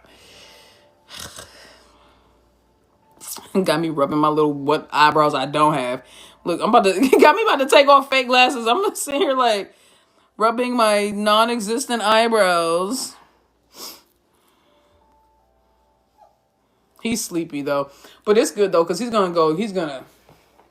knock the F out. He would be asleep by like already an hour and a half by now because he normally be asleep by like 6:30. I'm trying to tell you, like 6:30, my man be knocked. A puppy seems like a lot of work. I'll stick to my turtle. But he's not. Believe it or not, he's not a lot of work. Papa's actually really good, and he can be left to his own devices. He's sleepy right now, and I'm keeping him up on purpose so that I can stay on live with y'all. Because if I try to put him down right now, he's gonna keep waking up, and I don't want to disrupt his sleep. So when he does go to sleep, he's gonna be asleep, but he's gonna be asleep for a long time. That's good though because he'll sleep well until like 6:30, 7 o'clock tomorrow morning. So that works for me. I do. I got him way past his bedtime. My man, he looking like He's standing right there again, looking at me like, "Is we going to sleep?" It's the same way he was. Remember the same way he was looking at me before I put him in bed the last time. This man is so consistent. He looking at me the exact same way. Like, yo, like he wants to go to bed so bad.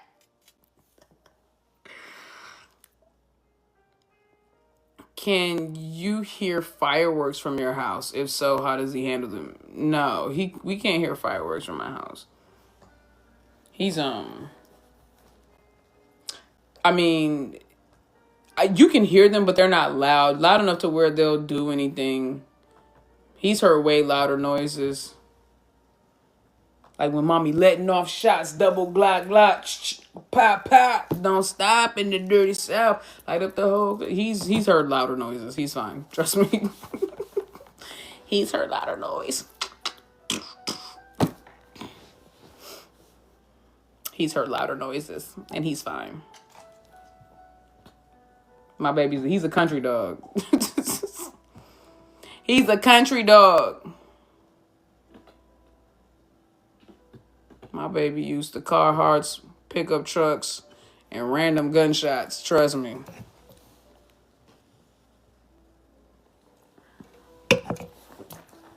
That's a country dog right there. That was country bumpkin. Hi, Nikki. Advance Happy New Year. Oh, thank you, Mario. Same to you, sweetheart. That's good. My dog goes crazy. Oh, no. He's good. All right, y'all. So, listen. This is the This is the last TikTok of 2025. What else do y'all want to talk about when it comes to the Thai GL world, the couples, whatever's going on, whatever you want to talk about? What do you want to talk about? Like, as far as, like, what topics have we not covered, or you want me to cover, or you want my opinion on? You are pissing on my carpet. This is why my man got on Pampers. Will he be an only child at this point? Hell yes. When I move into my single family, I'll see. Right now I'm in a townhouse, and this is all I can take. Top 5 couples this year. Inglot, Ling Orm, Look Me, Sonia, Emmy, Bonnie, Lena Mew. For sure. Can we talk about how the non-ship boycott started early 2025? It feels like years ago at this point. I respectfully decline to say anything in relation to them people.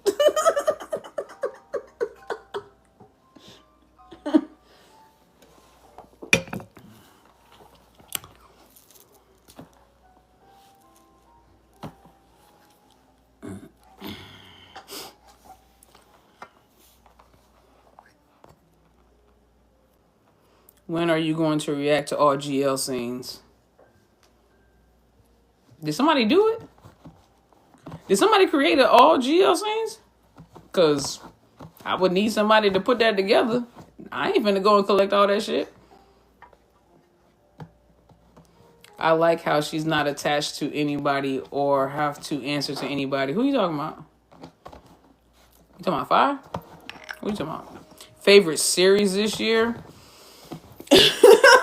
It's a lunatic. My favorite series this year, Harmony Secret. Still. After that, I would say close second would be Love Design and Poisonous Love. And technically now it depends on how far back you want to go, because technically Us, the series, was this year too. So, but I'ma still go Harmony Secret, but like at any given time, it could be Us, the series, Poisonous Love, or Love Design for real. But for real, it's Us, the series, and it's Harmony Secret and Us, the series are my 2 favorites this year. Clarabelle is a game changer, and again, that's also given that I have not seen Clarabelle yet. I've preferenced this, that if I change it after Clarabelle, then y'all just gonna have to understand.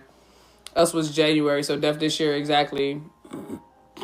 Us is such a good comfort show. I know, bro. That's my go-to at night. When I'm ready to go to lay down, that, like, for the last couple weeks, that's been my go-to, bro. Are you going to watch Mean Babe new series? Hell yeah. Hell yes. Oh, my God. I can barely put my baby in air gel anymore. Look how he getting long, y'all.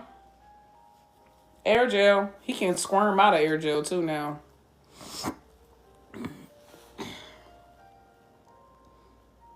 Us is a perfect example of first love. I agree. I like it so much. Did you watch Runaway this series? Not yet. Not yet. I have not. I have not. Look at my baby. He's so sleepy, y'all. He don't never let me hold him like this without squirming to get away, so I know he's tired. Yeah. Mate, this series was so good. I did watch it. I saw that they're no longer going to be partnered together. But you know, I mean, not everybody wants to do the GL shit for a long time. Sometimes you want to get in there, get your feet wet, and move on.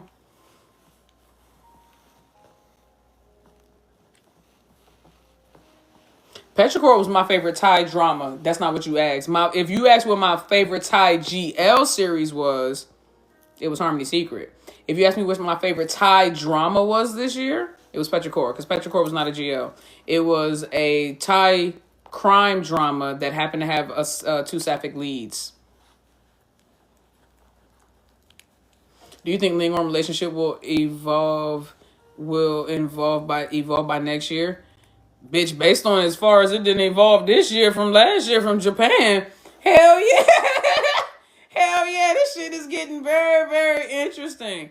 The rights is writing, the anniversaries is anniversarying, and at this point, I'm just an innocent bystander, hoping to get hit with some shrapnel from what they got going from their love fallout. Boy, mommy gonna make the baby, make the baby, make the baby, make the baby, make the baby, make the baby.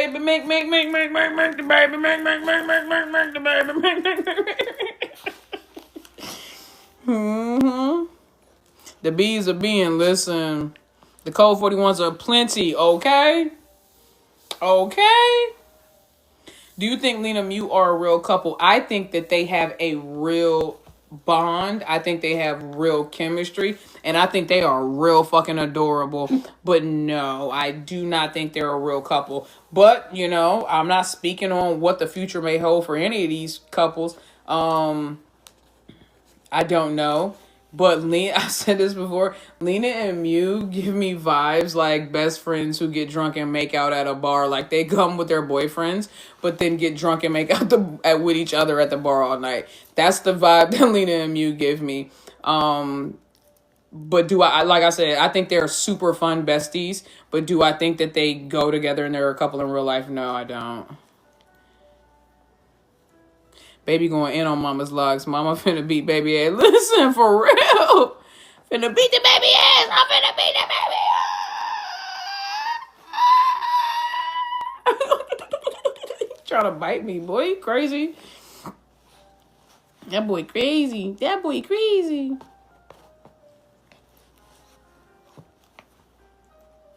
Dude, just stop biting me. I think Mew would give Lena anything she asked for. You think so? You think so? A little rambunctious baby. Listen, you still have your P.O. box? Yeah, it's still the same. The P.O. box is in the description of the videos on my YouTube channel. How many B's are we at now? Oh my God, it's 10, right?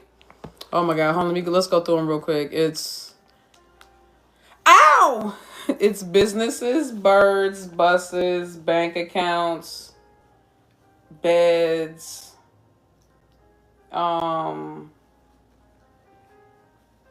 beaches, Buck Tony, yo,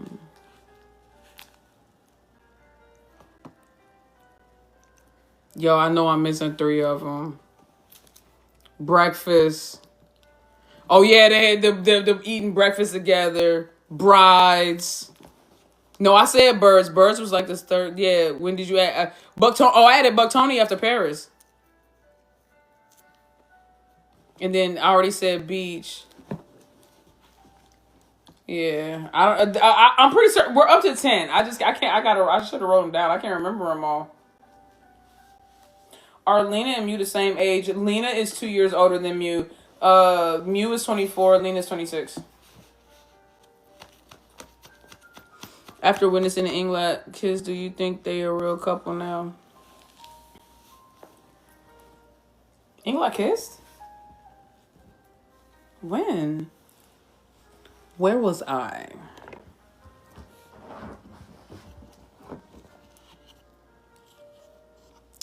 Isn't this cool, guys? Oh my god. I'm surprised I didn't break the glass. This shit is so heavy. That was super stupid. Okay, let's try this again. Do you see what that is? That is an Eagles championship ring. Hold on. Don't be alarmed. Oh, the wings pop out. Oh, the wings pop out. And then also, hold on. Wait. Listen, look. What's that say? What's that? Jalen Hurts, number 1. And then the other side. Eagles with the score of the game. Our Super Bowl. Yeah, one of my Christmas gifts. Going on the wall. This is the Super Bowl ring. That's crazy. There's nothing to ship if they acknowledge it. I don't know what...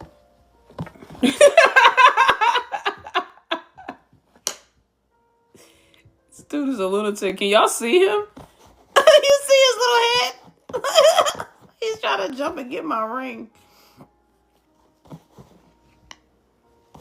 I'm so salty over their win yesterday. I know.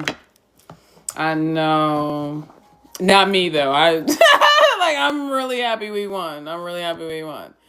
Doesn't matter to me what that meant to all the other divisions. I'm just happy we won. I'm happy we won. If he makes you laugh, it's all worth it. Eagles all the way. You already know what's think about. Listen. Papa.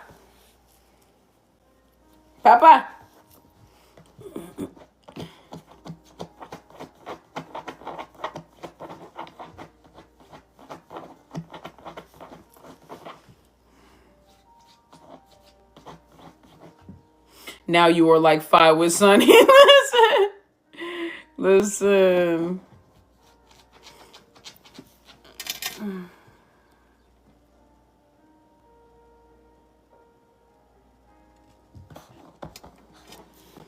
A menace. Listen, he is going to town. That's my baby though.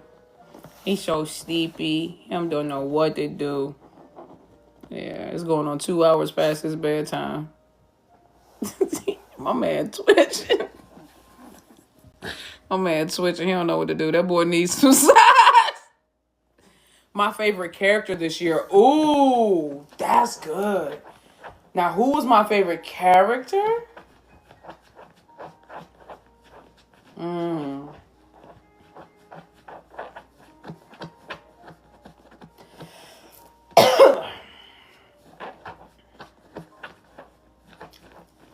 My favorite character is not even one of our Geo actresses.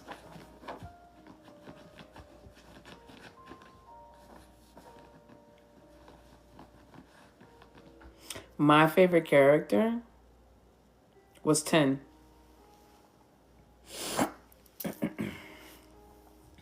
I mean, I know Petrichor started last year and kind of went into this, but it ended this year, so that's why I'm still counting it.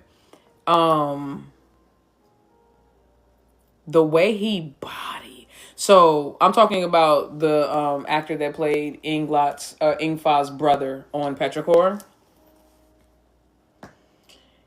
He bodied that role. Like, I believed both sides of him, just like a real psychopath. I believed both sides of him. I believed the doting, loving, affectionate big brother who was there to take care of her and provide and protect. And I was in there. It caught me completely, because y'all know I don't read the books. So it caught me completely off guard. And normally I'm good about reading shit and foreshadowing. There was a couple of moments where I was like, damn, it would be crazy if, but I never let myself believe that he was the bad guy. So when it flipped and it showed like that he The way he became the raindrop killer. Oh my god. That scene where she's in the warehouse and he's just killed his best friend and Dr. Ren is sitting there and she comes in, Foz character comes in and he's like shooting that moment and she's like screaming. I feel like that moment between them, that and the gym moment, oh, he brought so much out of Fa.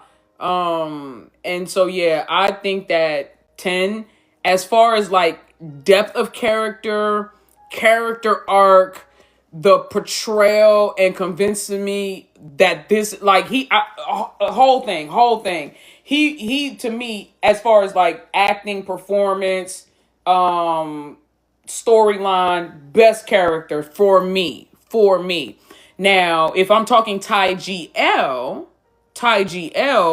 then my favorite character would have to be, oh,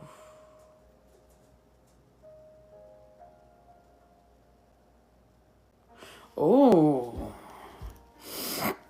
I'm sitting here trying to think of all of them, and it's like, okay, well, who?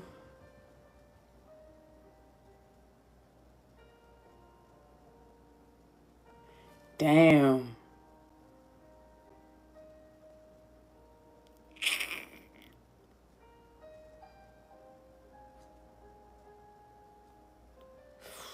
So many good characters. So many good characters.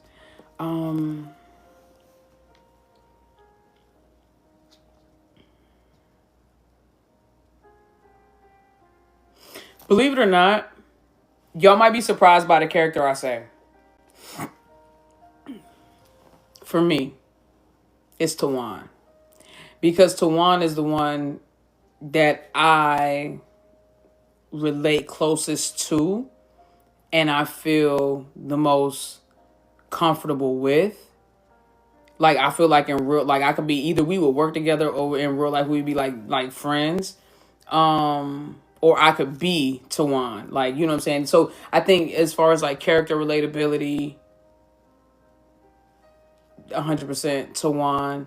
I love Tawan's story, being the mistress's daughter who grew up in the mansion, but then ended up being ostracized and coming back and having to be the one to save the family, essentially. Like, I love that, the prodigal son shit. Like, I love that. I love the story. I love the fact that she fell in love when she was in high school, but she was trying to be noble and do all the right things and everything, but still ends up getting her girl in the end. Like, so for me, oh God, I just wish it had been done. The thing about Only You is an amazing storyline. It just wasn't executed the way it should have been executed. Not because of Ling and Orm. They acted their asses off and did everything they could, I mean, to save that show. The only reason why that show even did as well as it did was because it was Ling and Orm. But oh, you know, and you know what I really think? I feel like if they had gone with a director who went more grittier, if it had been more like Petrichor, dude, if it had been more like Petrichor, if it had been more like Us, you know, a little more grittier, a little bit more just like yeah, I would have liked to see a little bit more darker, a little edgier. I think that would have been like, oh man. I think that would. That's why I said about this next one. Like, it's now with Neen and Runch. Supposedly their story is supposed to be very risque and very provocative. And I'm sitting here like, dog, man, they better not have our babies. Like, come on, man. At this point, the crazy part about Only You is they had the audacity to release the behind the scenes where they showed the better versions of the kisses that they didn't choose in editing. So we know that Ling and Orm, if left to their own devices and not given restrictions, will probably go in. I would like to see that. And if you're going to give them a series where the characters are supposed to be raunchy, so to speak, and very sensuous and sensual, I hope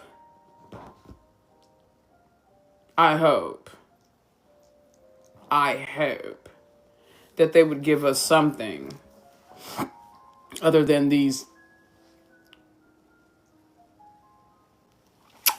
type ass kisses.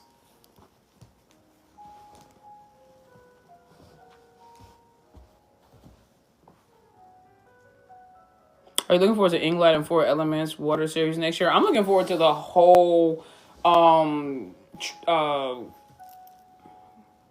Four Elements production. Specifically looking forward to Frame Becky and Inglad, obviously, but I really want to see how the whole story is going to come together, because I like the fact that it's going to be overlapping too, and so like the storylines and the characters are going to be in all of the different, chapters and stuff like that. So I'm really excited to see that. I hope so too, since they got a new director. Yeah, and I heard that this director is really good too. Top 5 GL crash outs of this year. Oh, Jesus. Of this year? Definitely Pat. Pat was a crash out. I think that who else? Ow, boy! Yeah, Pat was a crash out.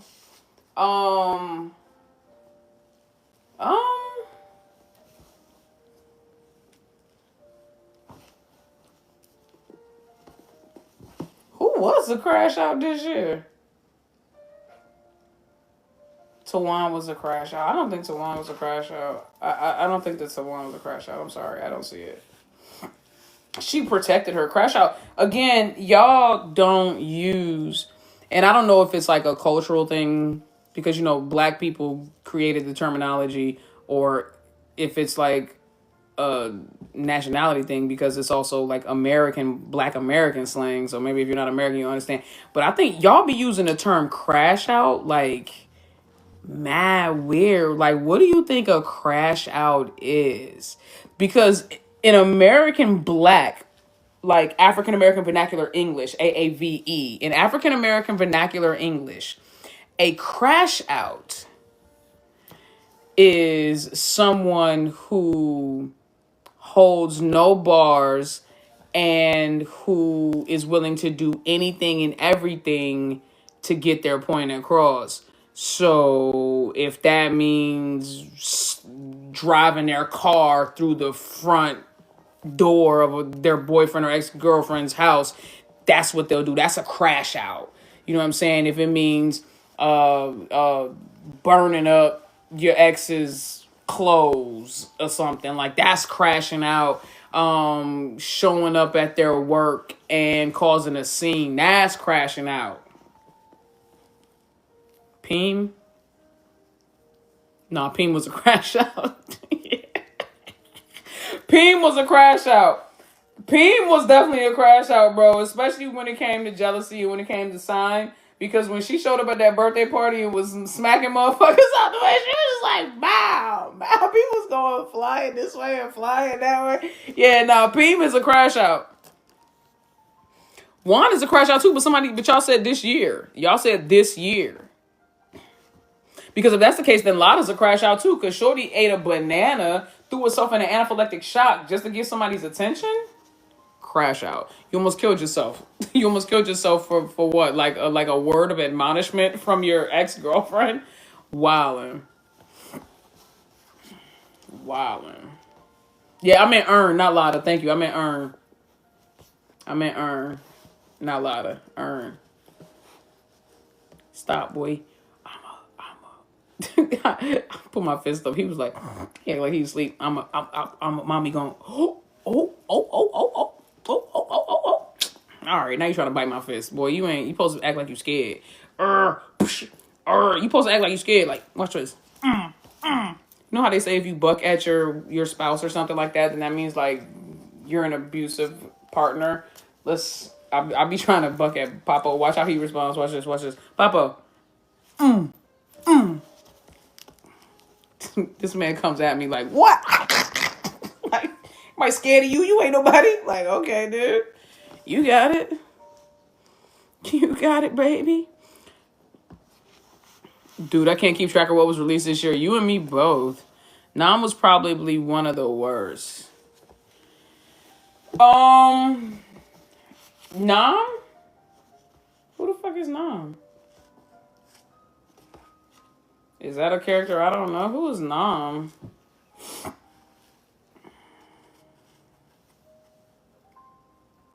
Poisonous Love. Oh, bitch, I don't kill. Yeah, no, she definitely was a crash out. She was 100% a crash out. She is exactly what you get when you get an insecure woman who ain't never had a man and then she gets a man and she don't know how to act.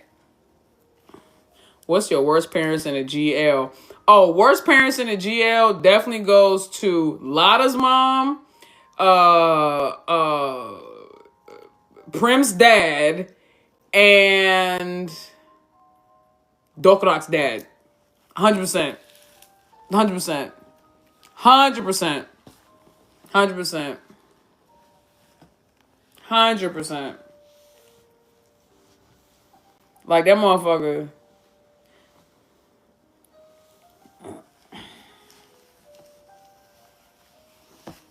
Like Lotta's mom. Yeah, you right. Bo's mom too. Lotta's mom, Bo's mom, Prim's dad, and Dokrak's dad. Dokrak's dad was crazy, bro. Like, and you know the part of that. Now here's the thing. I'm gonna call Dokrak's dad the worst out of all of them, and here's why I'm gonna tell you. Here's why I'm gonna call Dokrak's dad the worst out of all of them, because he never redeemed and never got forgiveness. I hate that no matter how bad all these other parents were, like Prim's dad. Spoiler alert if you haven't watched the series. Prim's dad literally told her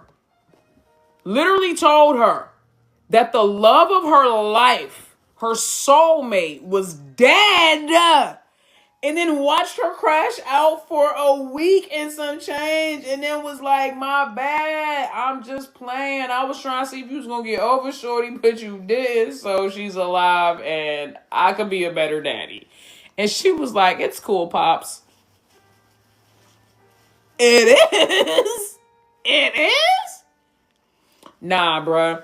So Dokrak's dad to me is the worst. And the reason why is because, like, he stayed the course. My man, like, even when it got bad, he was like, I don't give a damn. He's like, he's like, F this family, F them extra kids. He didn't give a damn. Like, that's the part. It's my biggest pet peeve with Ty GL's the parent redemption in the last episode. I know. They did the same thing with Lotta's mom. I was like, bro, Shorty made Earn choose between her mother's life and her girlfriend's love.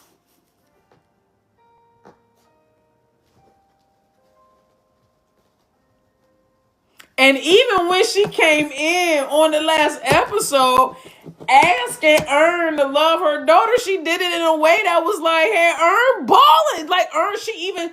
Y'all gotta pay attention to the fact that Shorty's a narcissist, because even when she was asking Earn to come back into Lotta's life, she still made Earn cry. She could have stopped that girl from crying early on in that conversation. Like, no, it's okay. You don't have to cry. I just want you to love my daughter. Why did she milk it and try to be all discreet and subtle and like, what is you trying to... Bitch, why is you out here trying to be cunning? Why, you know what I'm saying? Like, I ain't like that. I ain't like that.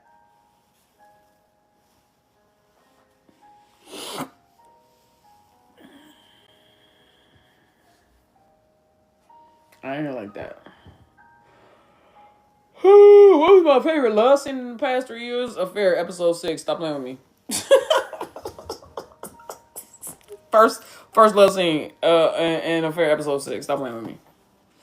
Come on, y'all. Come on. It's not even close. There's been some great love scenes. But it's in the last 3 years, it's not even close. It's not even close. It's not even close.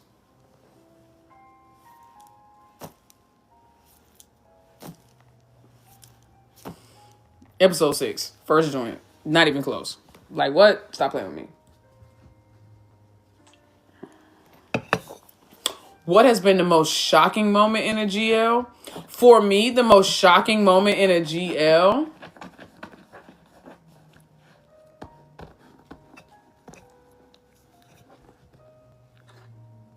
I think for me it was before I knew the truth. For me, it was Pat dying in Poisonous Love. For me, it because the way they carried that shit out, I really thought Shorty was gone. I thought she was out of here in a different dimension. So for me, yeah, it was for me. It was when Pat died. Yeah. Yeah, because they again, like I said, y'all know I don't read the book, so the way they had that joint playing, I was like, and I was waiting for it to be a dream. I was just like, okay, this is gonna be like Us the series or something. It's gonna be like a daydream or something.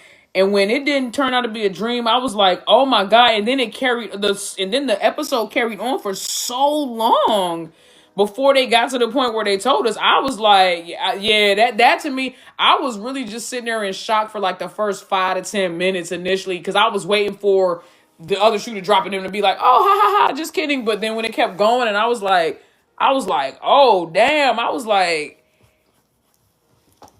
is Shorty really dead? Like, so yeah, for me, that was the biggest one. You said biggest shocker was Pluto for me when it turned out that she knew. When it turned out that May knew that I from the beginning. That was a good one. That was also a good one too. Because I do love a good twist. And that one was good. But see, that's why I said with Petrichor it was the same thing with the brother with 10. That caught me completely off guard. So that was a good one too. So I will say that Pluto when it was revealed that May knew who I was the whole time. Petrichor finding out 10 was the serial killer, and Poisonous Love past to death for sure.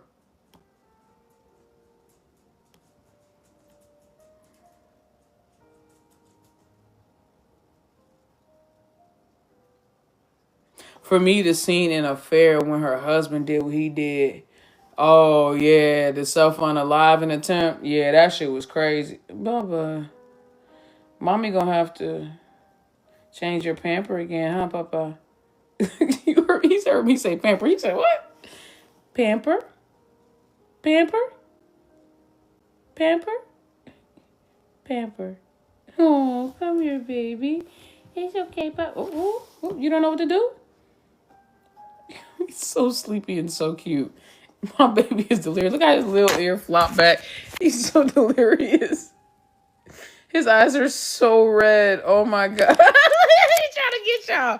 He trying to get at y'all. He like, man, he said, man, in that motherfucking lie. He trying to end the lie. Best parents. Oh, best parents are Pam's grandmother. Yeah, Pam's grandmother, Pat's parents, oh, I liked, Auntie Took, yeah, I like Jane's auntie. She was a terrible mom to, Bo, but she was a great auntie. Although she did have some shit, but I understood why she did that, so I let her off the hook on that one. The parents from 23.5. Oh, yeah, I watched it like one time, so I don't really remember them, but they seemed like they was cool, yeah. Yeah, Pam's grandmother for sure, though. 10 was a good parent apart from the serial killer. 10 was a good parent aside from the serial killer stuff. Bro, that's a crazy statement. Do you have a favorite side couple? Hell yeah, Ling Orm. Aside, you talking about aside from England, right?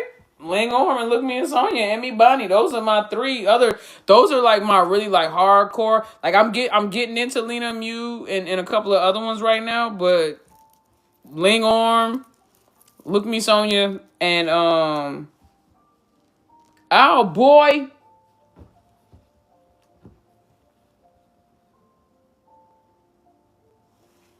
And Me Bonnie.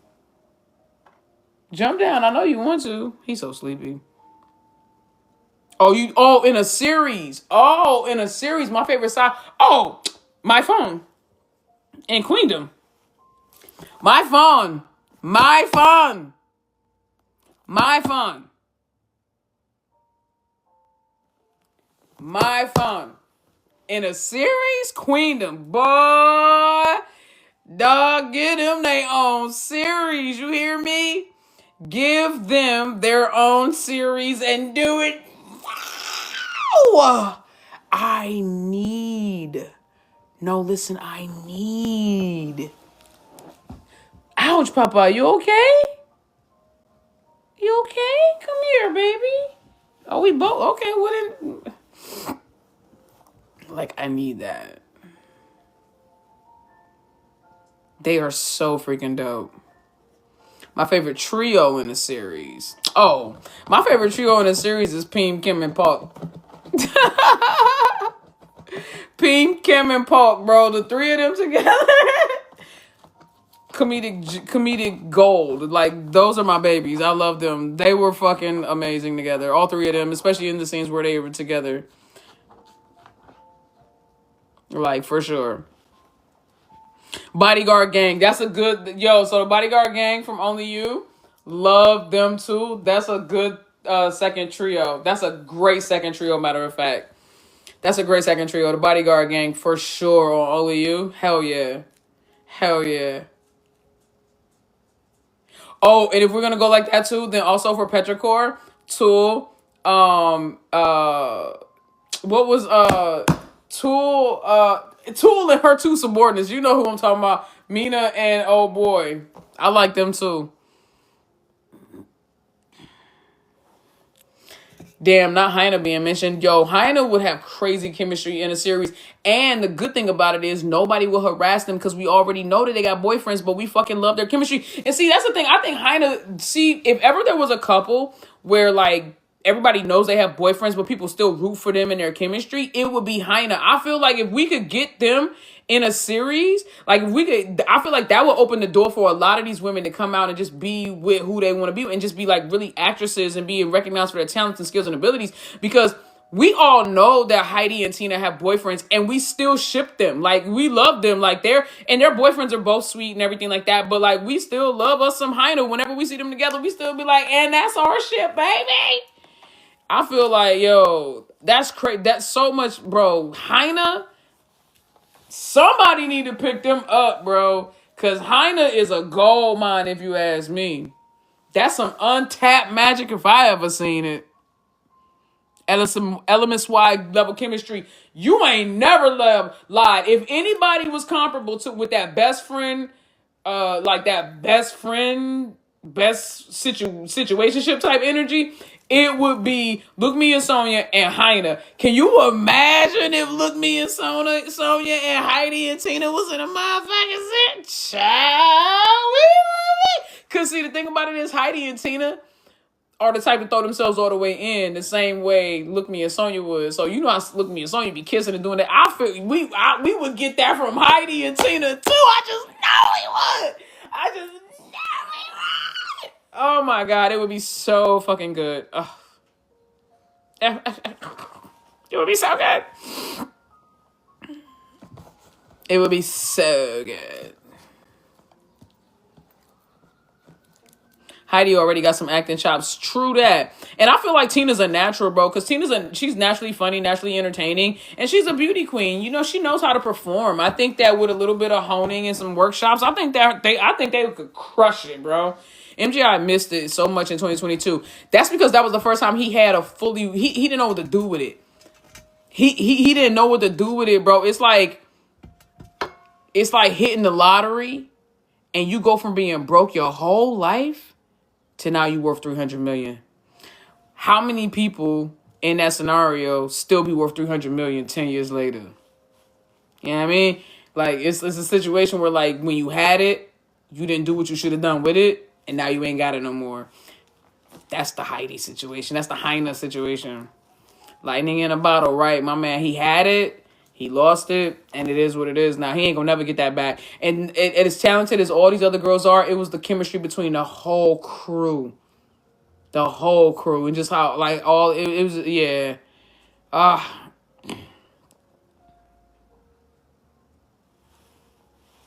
man did not do what he should have done, bro.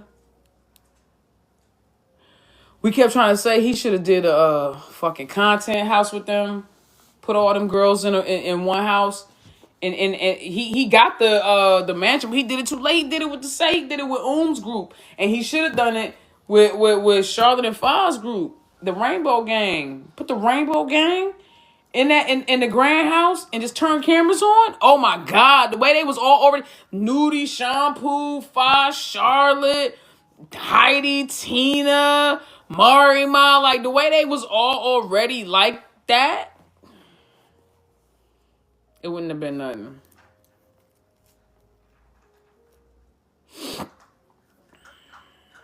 We need a series with Nam and Hang as the leads. I would pay for it. I would actually pay for it. I fucking love them. I love Nam and Hang. You have no idea. Been in love with them. They are the cutest. They are so sweet. The only heterosexual couple I ship right now. If I had to ship a heterosexual couple, which I don't, but if I did, it's them two. I love me some Nam and Hang.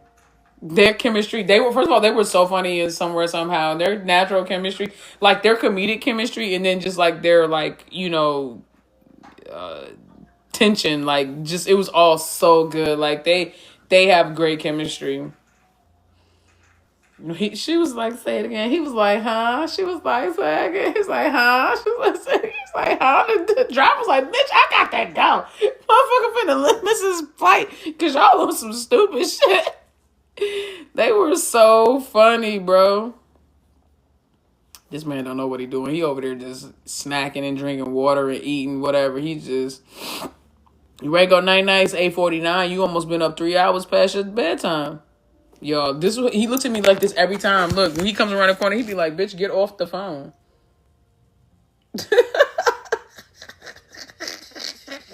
It's him looking at me, hold the phone and looking at y'all. Like, he is so cute, bro.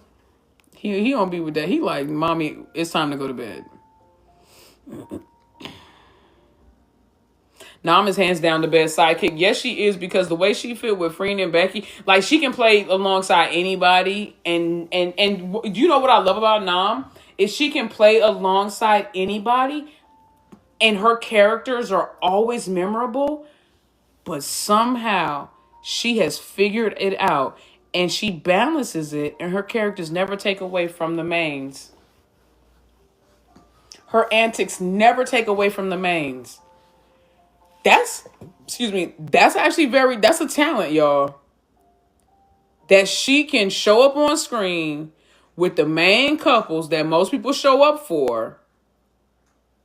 And she's funny, she's engaging, she's also a great actress, because if you've seen her do her dramatic shit, she can cry on cue too. It's crazy. Amazingly talented. And yet she doesn't do too much to where it takes away from the mains. Oh, yeah, I say give my baby her own show. I'm with you, baby. Give my baby her own show, because she's earned it. She's earned it. And see, the thing about it is, Nam is an anchor because she is a seasoned actress. She's the vet. So anytime they put her in a series, she's gonna be the one that's gonna hold everybody down and keep the glue. She the glue. She did it with Gap. She did it with the Loyal Pen, right? As Prick. And she did it with Pop. Bro, she's gonna be that. Like, she's gonna hold it down every time. Her crying in Loyal Pen, listen, her everything in Loyal Pen. She bodied Prick. She bodied her role as Prick in Loyal Pen. Another top 3 that I love was Prick and then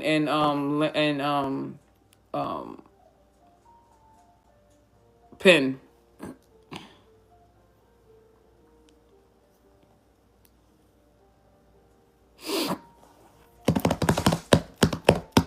She's been a side character for too long. I agree. I love how her characters are always so similar yet so different at the same time. That's Nam. That's her magic. That's the magic that she works on us all. And I agree. I agree wholeheartedly. Oh my God, my battery's about to die. Anin might also be on the list of crash outs.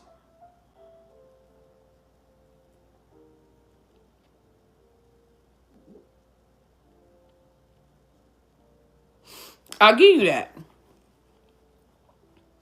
A nin was a royal crash out. Like, a nin wasn't like a crash out in the traditional sense, but as far as royalty goes, she absolutely, because she was going against tradition. She stood up to her daddy. She confronted her auntie. She confessed to her mama. She told her brothers. Like, nah, a nin really was, she was willing to give up her crown. Shorty was like, take this fucking crown. I'm about to go run off with my baby. You right. You right. She flirted with her cousin to make Penn jealous. That don't count. You know, like, they be, listen, back in the day, everybody was sleeping with their cousins. You know, that first, second, and third shit, marriage, blood, they ain't kept nothing about that. If your babies came out with webbed feet, that's just what it was. Call them daffy and keep it moving.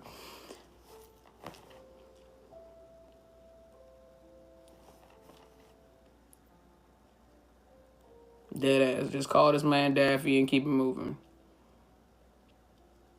Are you uploading this to YouTube? Yup. As soon as we get off of here, I'm going to start downloading it because it takes a minute for it to render.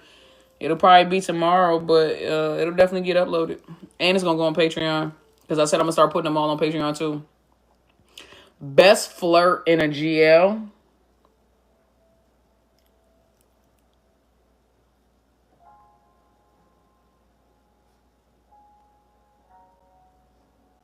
Best flirt in a GL.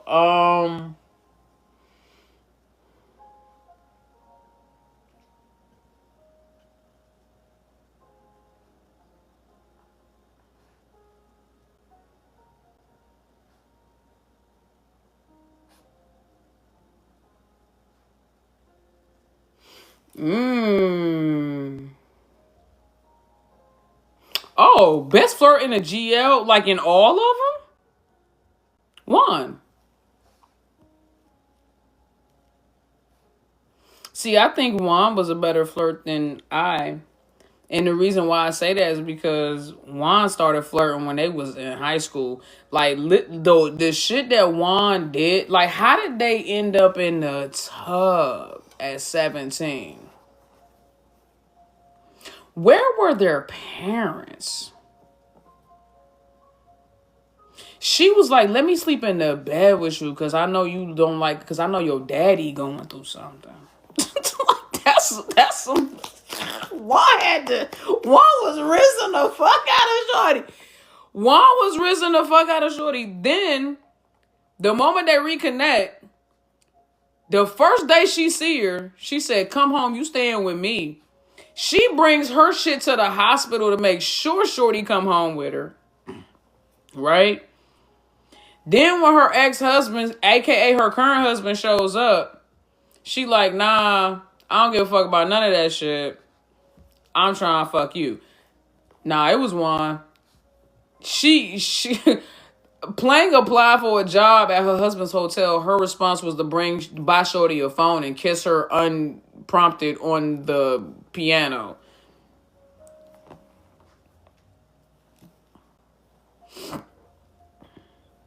Shorty got the job and they took a bath together. On Shorty's first night at the job, they took a bath together. Shorty got her first paycheck and said, I want to take you out to dinner. They end up coming home and doing nasty things against the wall and on the couch together.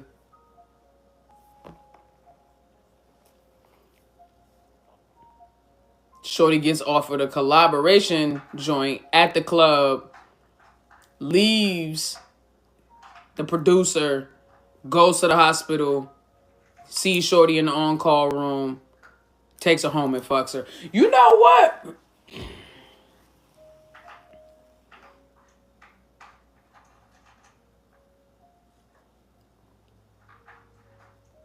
Something could be said.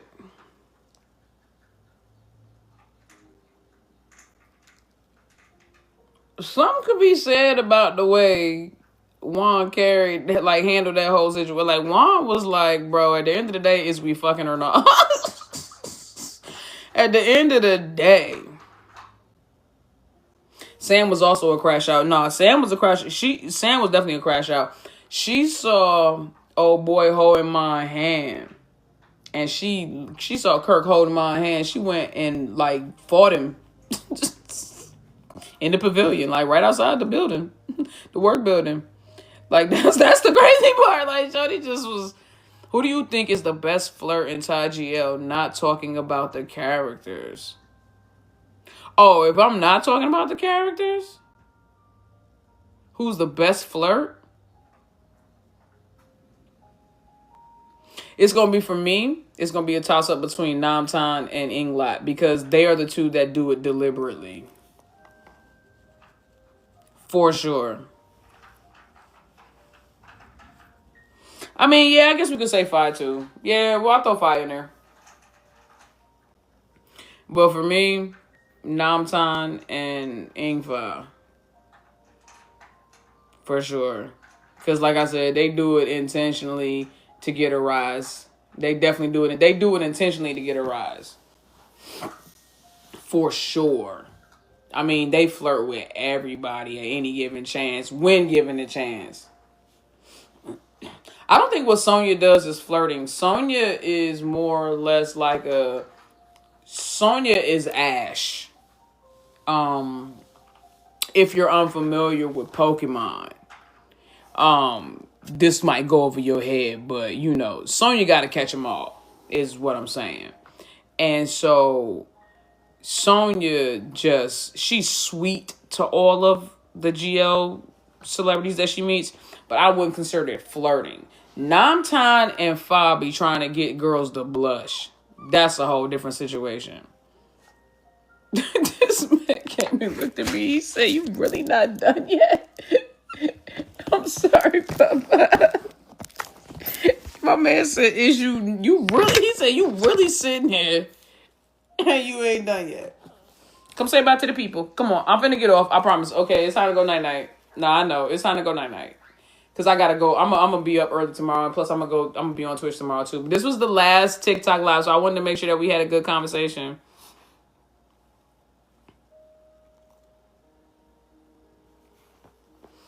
Favorite line from a GL? I can't think of one off the top of my head, but it was probably something that I would have said. It was probably something that Kunai said. I'm not gonna hold you. It was probably something from Harmony Secret.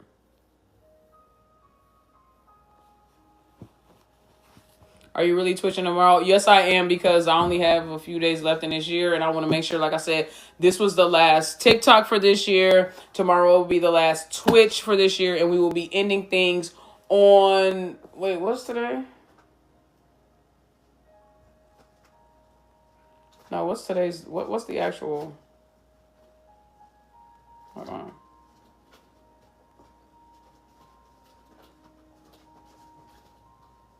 Oh my God.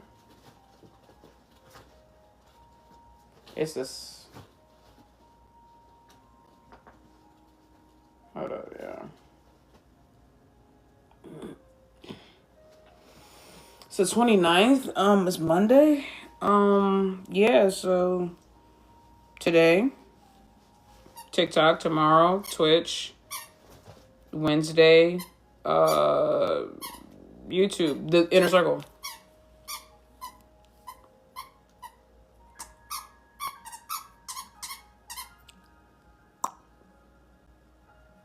So yeah, guys, me and the baby are getting ready to turn in for the evening. I'm gonna put him down. I'm gonna go take a shower and then download this and edit it for you guys.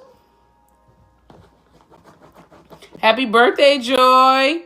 Happy New Year. If I don't get a chance to see you guys or you aren't able to tap in for the next couple of lives, I hope you guys have a wonderful, wonderful end of year 2025, and you go into 2026 with renewed mindset, restored energy and innovation and creativity, prepared to strategize and create new successes and new achievements for the new year. I love you guys. I hope that good health, wealth, and unconditional love follow you into the new year. And I pray blessings on you guys. And me and the baby, say bye, Papa. Say bye, Papa. Say night, night. Say night night, boy. Oh my god. Oh my god. Oh my god. Oh my god. Oh my god. Oh my god. Say night night.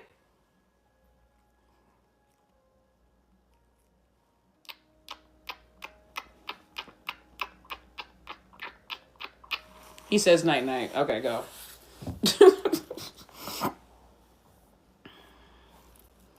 Deuskis. I love you guys. I hope you have, like I said, a wonderful evening. And I will see you guys who do have the ability to tap in tomorrow for Twitch. I will see you tomorrow for Twitch. You literally took every ball and every toy out of your playpen.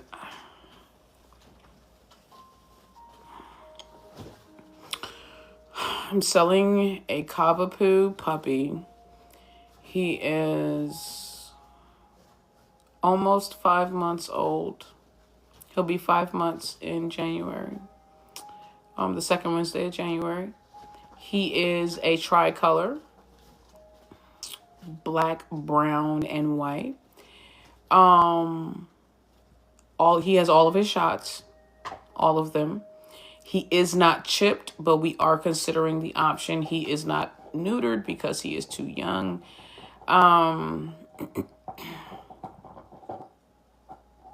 I don't want to call him rambunctious or malicious or intentionally rebellious or spiteful. He's not evil. I won't say that about him.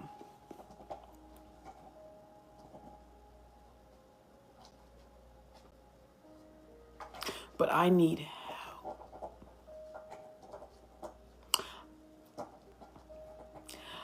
Who do I call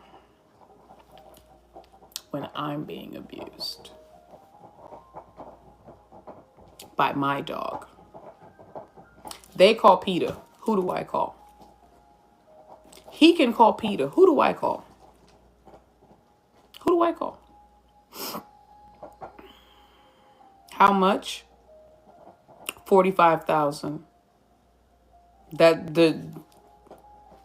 I paid $2,500, but pain and emotional distress is where the rest of that's coming from.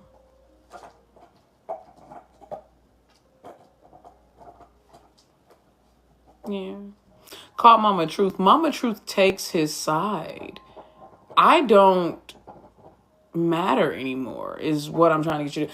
I don't matter anymore. Like, it's literally him and not me.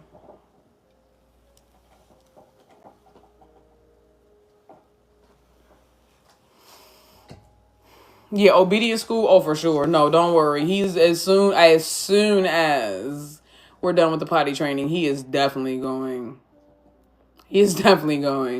to obedience school because the baby is turned. But anyway, guys, no, seriously, love you guys. Love you. Good night. Enjoy your new year. Enjoy the rest of 2025. All blessings into 2026. We are going to take this new year by storm. We are all ready. Okay. Everybody, I want to see you on the other side of this year. I love you guys. Stay safe. Stay healthy. Stay prayed up. Stay blessed. And stay strong, y'all. Love you.